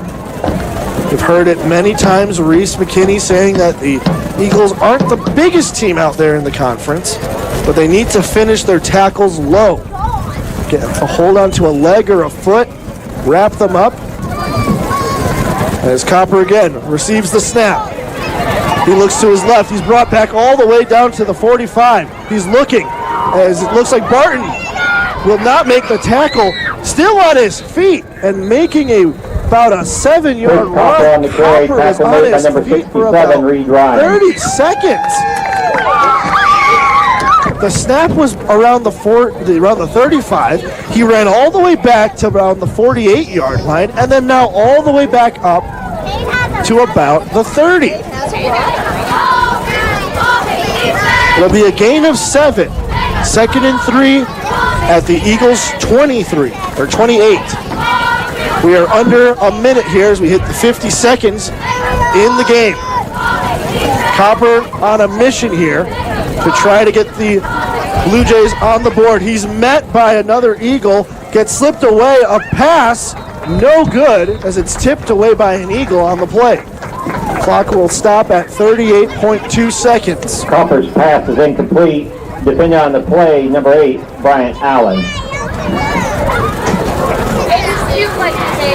3rd and 3. 3rd down for the Blue Jays. Blue Jays would love to get another touchdown here. Make up for the 2 weeks where they haven't been able to score. They find a way to score 3. They get a field goal and a touchdown. Copper receives the snap. He looks to his left, now his right. Now he goes up the middle and nearly intercepted again. Copper's pass is nearly intercepted by Braden Foss. Braden Foss was the 4th down man in black who had the ball in his hands and then dropped it. It'll be 4th and 3, 30 seconds even on the game clock.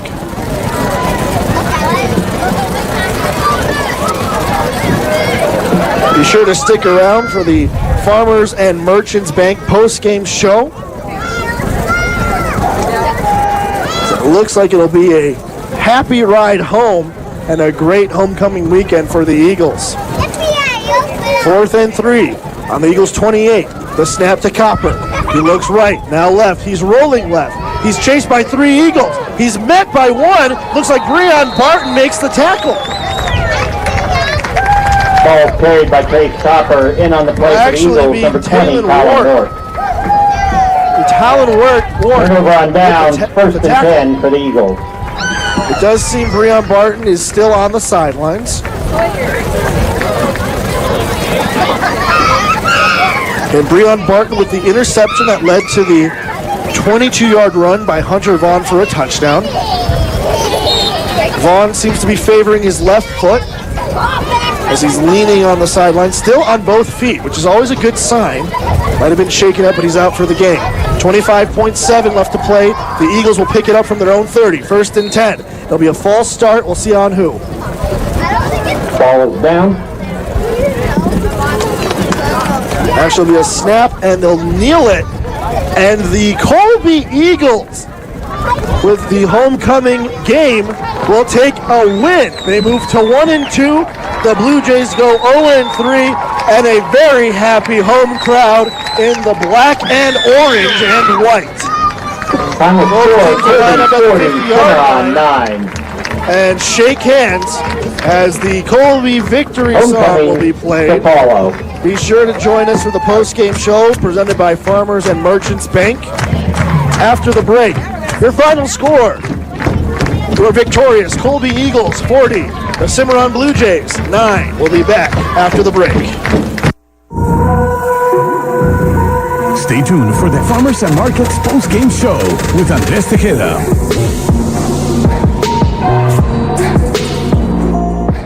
Today on Hey Culligan, reverse to reduce. Here's Bob. Hey Culligan, I love fresh water, but I got plastic bottles coming out. Whoa, Bob, you are not kidding about the bottles. But did you know Culligan's reverse osmosis and always-on drinking water systems provide fresh, clean, delicious drinking water and help reduce the equivalent of over 15 billion plastic bottles from landfills worldwide? Holy, fresh, environmentally friendly drinking water. Am I right? Right, Bob. And we're already on the way. See your local Culligan dealer, Scheffner's Water Conditioning in Goodland and Colby. A little rain isn't going to stop you. When it comes to protecting your farm's inventories, livestock, and equipment, we'll make sure your buildings work just as hard as you do. We're your local Butler builder. With us, you'll get the advanced engineering of Butler Manufacturing, the industry's leading provider of building systems. Give us a call. We're your local Butler builder. In Northwest Kansas, call Stevens Construction at 785-462-7571 to discover the difference a Butler building can make.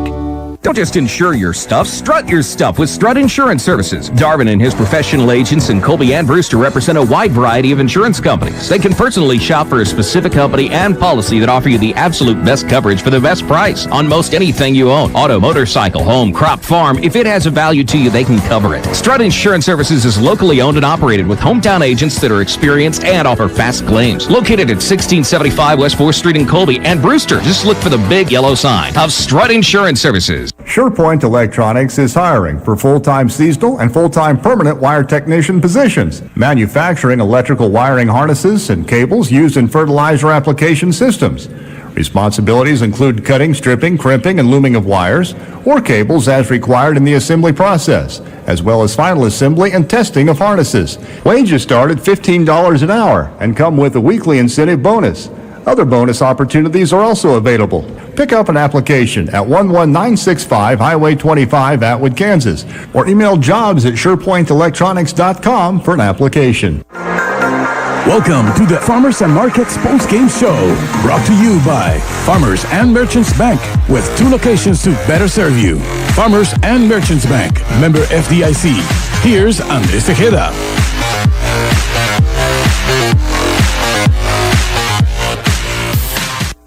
Here in about 3 to 4 minutes, we'll get everybody lined up. Welcome back. It's time for the Farmers and Merchants Bank post-game show. Get you started here with the game recap. Start back in the first quarter. 10:54 on the clock, a 3-yard run by the one and only Zane Betts to make it 6-0. The Eagles would not make the 2-point conversion. And then the Blue Jays would find their first scoring of the year, courtesy of a field goal. They'd get the 3 points on a 24-yard kick to make it 6-3. That cut the lead in half. The Eagles would not look back, however. On 3 unanswered scoring attempts, they would get a 45-yard run with 2:44 to go in the first quarter by none other than Zane Betts for his second touchdown of the game. He'd make it 12-3. The 2-point conversion was no good. Moving into the second quarter, at 11:45, a 40-yard run by Bryden Imhoff would make it to 18-3. Zane Betts would then go to the end zone for the 2-point conversion to make it 20-3. With just under 25 seconds to go at 24.9 seconds, a 7-yard pass to, again, Bryden Imhoff. He would make it 26-3. They would attempt the 2-point conversion. It would be no good. However, that would not be it for the Eagles. The Blue Jays would manage one more scoring chance. Their first touchdown scored of the year with 3 in the third quarter, 6:36. A 25-yard pass deep into the end zone would be good to make it 26-9. They would go for the 2-point conversion. It would be no good. The Eagles, however, would flip the script. They managed to get a pick 6 by Zane Betts. This man has been unstoppable all year long. That is his 5th touchdown of the year. Managed a pick 6, 39-yard run back to make it 32-9. They would get no good on the 2-point conversion. And good evening and welcome to the 2022 Colby High School Homecoming Coronation and Ceremony. After a interception. We're happy to present Breon to you Martin, the this man year's that homecoming Reese court. Penny had told fans Our in the pregame show special to keep an attendants eye out. are Isabella Managed with Castaneda the and Brady interception, Wiedemann. which would lead to a 22-yard run for Hunter Vaughn to score his first Isabella is the touchdown of the daughter game. of Christopher It would and be Tiffany 40-9. Castaneda. Isabella has That would be the participated in game student for council for 1 year and Eagles band for 1 scoring year. for their first Brady is victory the son of of the year. Brent and Sherry Wiedemann.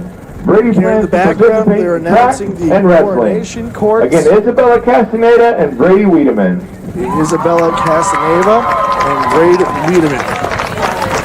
Next, we have the sophomore attendants, Natalie Wadersky and Kai Lanning. Listen in here. We will be waiting for Reese McKinney to show up. Natalie is the daughter of Brooks and Emily Wadersky. Natalie has participated in golf for 2 years, track for 1 year, CYO for 2 years, and powerlifting for 1 year. Kai is the son of Chad and Amanda Lanning. Kai has participated in football for 2 years, wrestling for 1 year, baseball for 1 year, and CYO for 1 year. Natalie Wadersky and Kai Lanning. So the Eagles' own Kai Lanning representing the sophomore class here. Now we have the junior attendants, Avery Sywert and Caden McCarty. We have the juniors. And then the senior. Avery is the daughter of Ryan Sywert and Cynthia Howard. Avery has participated in volleyball for 3 years, softball for 2 years, powerlifting for 2 years, and NHS for 1 year. Caden is the son of Ken and Courtney McCarty. Caden has participated in football for 2 years, wrestling for 2 years, baseball for 2 years, student council for 2 years, and NHS for 1 year. Avery Sywert and Caden McCarty. So there are your junior attendants. And now your 2022 homecoming candidates. Our first nominees for King and Queen are Sydney Brown and Reese Blatt.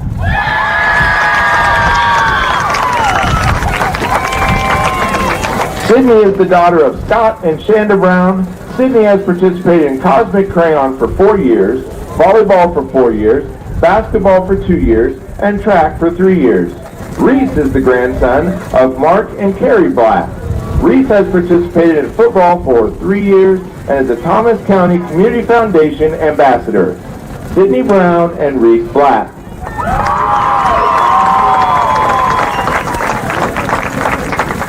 Our next nominees are Lily Dixon and Braden Onhoff. Lily is the daughter of John and Melinda Dixon and JR and Jamie Bass. Lily has participated in volleyball for 4 years, Cosmic Crayon for 1 year, Color Guard for 1 year, Student Council for 1 year, and C3 Youth Group for 7 years. Braden is the son of Janelle Barrett and Ryan M. Hoff. Braden has participated in football for 3 years, basketball for 3 years, and NHS for 2 years. Lily Dixon and Braden M. Hoff. Another member of the Eagles, Braden Imhoff, on the Our next senior court. Are Mary King and Darius Morrison. Marin is the daughter of Scott King. We're in the midst of homecoming activities. Reese, it's got to be a great win for you. Student environment. There we go. Can you hear me now? Yep. All right. But I got an echo. Now I can hear you. There you go. Coach Reese, the first win of the game in front of a home crowd. Initial feelings and thoughts? Oh, it's great. We appreciate everyone coming out and supporting us. It's always nice to be in Colby. It feels great to get a win for the home crowd with all the support and seeing former athletes coming out and supporting us too, which makes me really proud. Feels like you're doing something right if you get the guys to come back to watch their former teammates play. So I'm loving that. Saw a couple of them on the way in, seen a couple more standing up in the crowd. So that makes me happy. And then obviously I'm happy for the guys won tonight. They've been working, they've been grinding. It hasn't looked great the first couple weeks. Sure feels good to get him away. In the pregame show, you mentioned to keep an eye on Breon Barton, and he played really well. The interception, unfortunately, came off the sideline. Any news on what happened there? And then he took a helmet to the thigh. He thinks it's okay. Could be bone bruise. I don't know. We'll have him checked out to make sure he's fine, and then hopefully have him back in practice Monday. And then more on him, just your thoughts on him playing in today's game. Yeah, I liked all of them. Both my middles played really well. Guy Tubbs played really well. Our D-line did well, and our secondary made a few adjustments as we went along and got better. I mean, they threw a touchdown pass, but that guy threw a good ball, and we caught a good ball. It was a good football play, and then later we make them pay for it with a pick six, so that's kind of got some retribution with that. So I thought all around good effort by everyone, and they had a great attitude tonight. Speaking of Zane Betts, scoring again in the opening drive, you did that last week. What exactly, when you got a kid like that, do you let him a little bit off the leash? Do you focus him more on his roles, or do you kind of just let him go? You got to focus him because he's quick twitch guy. So if you get him too much leash, he's going to jump around, and we got to get him to make cut and run. And when he does that and he makes a cut off his kick or his wrap blocks, he does a great job. We call it getting on the towel.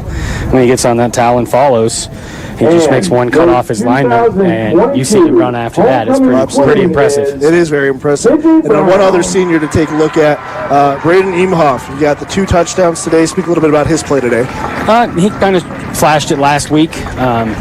We had another guy come out with a little bit of an injury, so we had to move him over to the Z position, and he flashed it in that game last week, and I felt like he got way more comfortable in it this week, so it looked good tonight. I think all the seniors played pretty well, all the guys that were out there.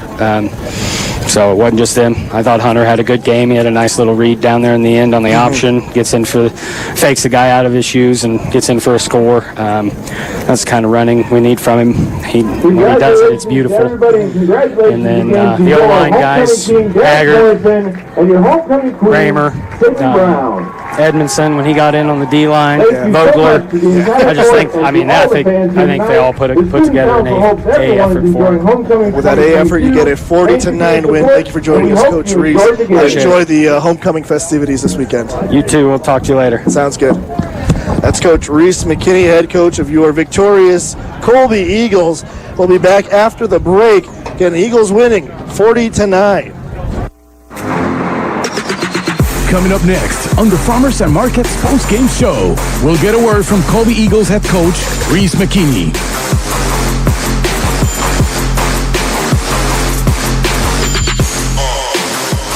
Professor Penny, welcome to Taco John's. I have crunched the numbers, and it just can't be. You talking about our new 4-cheese quesadilla? Yes, it's scientifically impossible. How can you fit melty asadero, queso blanco, Monterey Jack, and cheddar inside? And chipotle lime sauce and sirloin steak or grilled chicken. But how? We, melt it. Ah, so it's quadrophysics. Got it. Try the new 4-cheese steak or chicken quesadilla. Only at Taco John's. Bigger, bolder, better. Download our app to earn free food. Hi, this is J.L. Evans, Banking Center President at Western State Bank in Colby. I'd like to welcome Brent Moss to our commercial and ag lending team as we continue to grow. Brent joins our Colby Banking Center after more than 13 years as a local lender. He holds a bachelor's degree in finance and has a background in farming.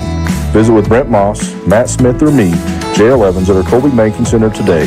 Visit WSBKS.com for contact information. Western State Bank, continuing to invest in Northwest Kansas. Member FDIC, Equal Housing Lender. Is your bank account stressing you out with too many fees or not enough interest? Or maybe you're wanting to see your hard-earned money sooner? Let us help. Hi, this is Kaylee Raymer with Farmers and Merchants Bank. We can offer you a free account that pays an APY of 3% interest on your daily balances. Not to mention the refund on nationwide ATM fees, and you can also get your paycheck up to 2 days earlier. Stop in or call us to ask how you qualify for this elite way of banking with our Elite Cash account.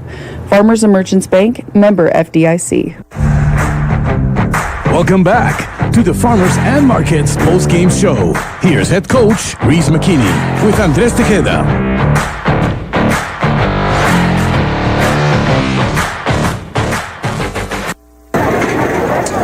Welcome back to the Farmers and Merchants post-game show. We did already hear from Coach Reese. He came in a little earlier than I expected. We were partaking in the homecoming game festivities. You have your homecoming king and queen announced, and now it's time to get ready for your tomorrow. Get the dancing shoes on, get your hair cut, your hair done, all that great stuff, all the great things that make homecoming exactly what it is, a great time to be around friends, family, and the city. With that being said, a little recap on Coach Reese McKinney's final thoughts. He definitely gave shout-outs to all the seniors. The seniors played great today. Again, Zane Betts with 3 touchdowns, the pick six included. Hunter Vaughn with a 22-yard run into the corner to get that final nail in the coffin to make it 40-9. And Braden Niemhoff just absolutely doing well. And Breon Barton, before coming out of the game with the sacks, the interception that led to that Hunter Vaughn touchdown, the seniors shine today, and that's exactly what you want to see, especially on a game like this that has a lot of sentimental value to the senior athletes. It's your last homecoming game. It's a sport that's centered around it, and as you see all the fans, parents, and athletes on the field as they celebrate their victory 40-9 over the Cimmaron Blue Jays. We'll be back with our last segment of the the Farmers and Merchants Bank post-game show after this. Don't go anywhere. We're back here on 100.3 The Ride, home for your Colby Eagle Athletics.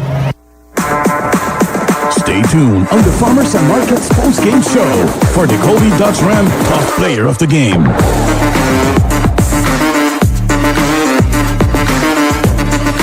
They are geared up and stocked up for fall harvest at American Implement, your John Deere dealer. You'll find a great selection of tractors, combines, grain carts, and other get-her-done fall equipment, a huge selection. Plus the parts department, well, they're stocked up, and the service departments are ready to keep you rolling. But remember, when you visit your local American Implement dealer, you have access to all the inventory at all 14 American Implement locations. That's a big selection. Here's to a safe harvest from American Implement, your Northwest Kansas John Deere dealers in Oakley, Colby, Goodland, and Wheeler. Dying is one of the few events in life that is certain to occur, yet one we are not likely to plan for. Hi, I'm Jason with Ballman Mortuary in Colby, Atwood, and Oakley. Pre-arranging your funeral service is a great way to make sure your family is taken care of, even after you're gone. At Ballman Mortuary, we'll help you plan ahead and make sure that your wishes are taken care of from the type of service, monument, and casket you would like. We can set up pre-funding arrangements designed specifically for end-of-life needs. At Ballman Mortuary, we are dedicated to ensuring that your loved ones' memories are cherished. See our website at ballmanmortuary.com today for more information. The all-new Yamaha Grizzly 90 is built to bring maximum fun and off-road excitement to youth ATV riders ages 10 years old and up. With its low-maintenance 90cc engine, an easy-to-use fully automatic CVT transmission with reverse, electric start, and durable proven components, the all-new Grizzly 90 offers confidence-inspiring performance with Grizzly family style. Visit YamahaOutdoors.com today. Then visit Colby Ag Center in Colby to see the all-new Yamaha Grizzly 90. Grizzly 90 is recommended for use only by riders 10 years and older and always with adult supervision. Yamaha recommends an approved training course. See your dealer or call 1-800-887-2887. ATVs can be hazardous to operate. If you're thinking about a career change, consider becoming a physical therapist assistant. The Colby Community College PTA program is enrolling students now who want to help others while enjoying job security in a field that's expected to grow by 26% over the next decade. Contact CCC today and become a PTA in just 1 to 2 years. Classes are starting soon. Go to the Academics tab at colbycc.edu. Colby Community College Challenge. Create. Connect.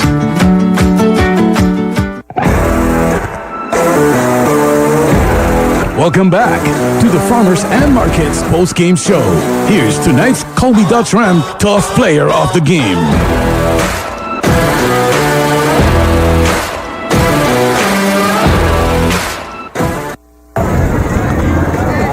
Welcome back. It's time to name our Dodge Tough Ram Player of the Game, and I'm going to give it to the entire senior class. They played absolutely phenomenal tonight. Again, 40-9, your final score. The Colby Eagles defeating the Cimmaron Blue Jays. They now have a 2-1 record overall in the lifetime of this game since moving to the GWAC. So the seniors are your Dodge Ram Tough Players of the Game, specifically Zane Betts, Braden Niemhoff, Hunter Vaughn, Breon Barton. A lot of seniors to name here tonight, but a great game overall, a great homecoming weekend. Again, dances tomorrow. Have fun and be safe. And signing off here from the victorious field where the Colby Eagles are still celebrating. I'm Andre Sadin. We'll see you next week on Friday. The Eagles are on the road again, and we'll be back on 100.3 The Ride, your home for Eagles athletics. Have a great night from wherever you are, and enjoy.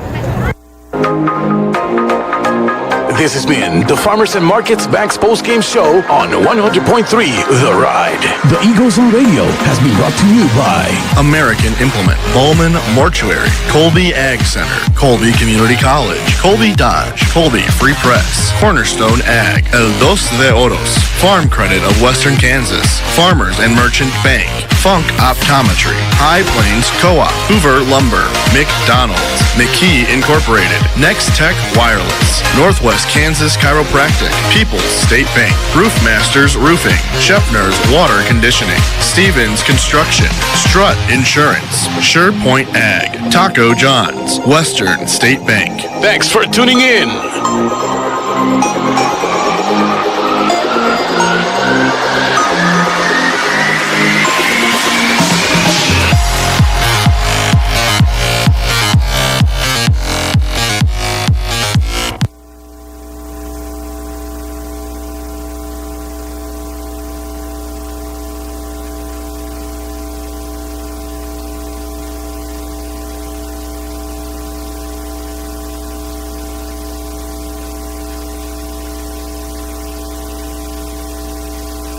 It's been 1 week since you looked at me, cocked your hand to the side and said I'm angry. 5 days since you laughed at me, saying get back together, come back and see me. 3 days since the living room, I realized it's all my fault but couldn't tell you. Yesterday you'd forgiven me, but it'll still be 2 days till I say I'm sorry. Hold it now and watch the hoodwink. Does it make you stop think? You'll think you're looking at Aquaman. I summon fish to the dish, although I like the chalet Swiss. I like the sushi cause it's never touch a frying pan. Hot like wasabi when I bust rhymes. Big like Leanne rhymes because I'm all about value. Bert Camper's got the mad hits. You try to match wits, you try to hold me but I bust through. Gonna make a break and take a bake out like a stinking ink and shake out like vanilla. It's the finest of the flavors. Gotta see the show cause then you'll know the vertigo is gonna go cause it's so dangerous you'll have to sign a waiver. How can I help it if I think you're funny when you're mad? Trying hard not to smile though I feel bad. I'm the kind of guy who laughs at a funeral. Can't understand what I mean, well you soon will. I have a tendency to wear my mind on my sleeve. I have a history of taking off my shirt. It's been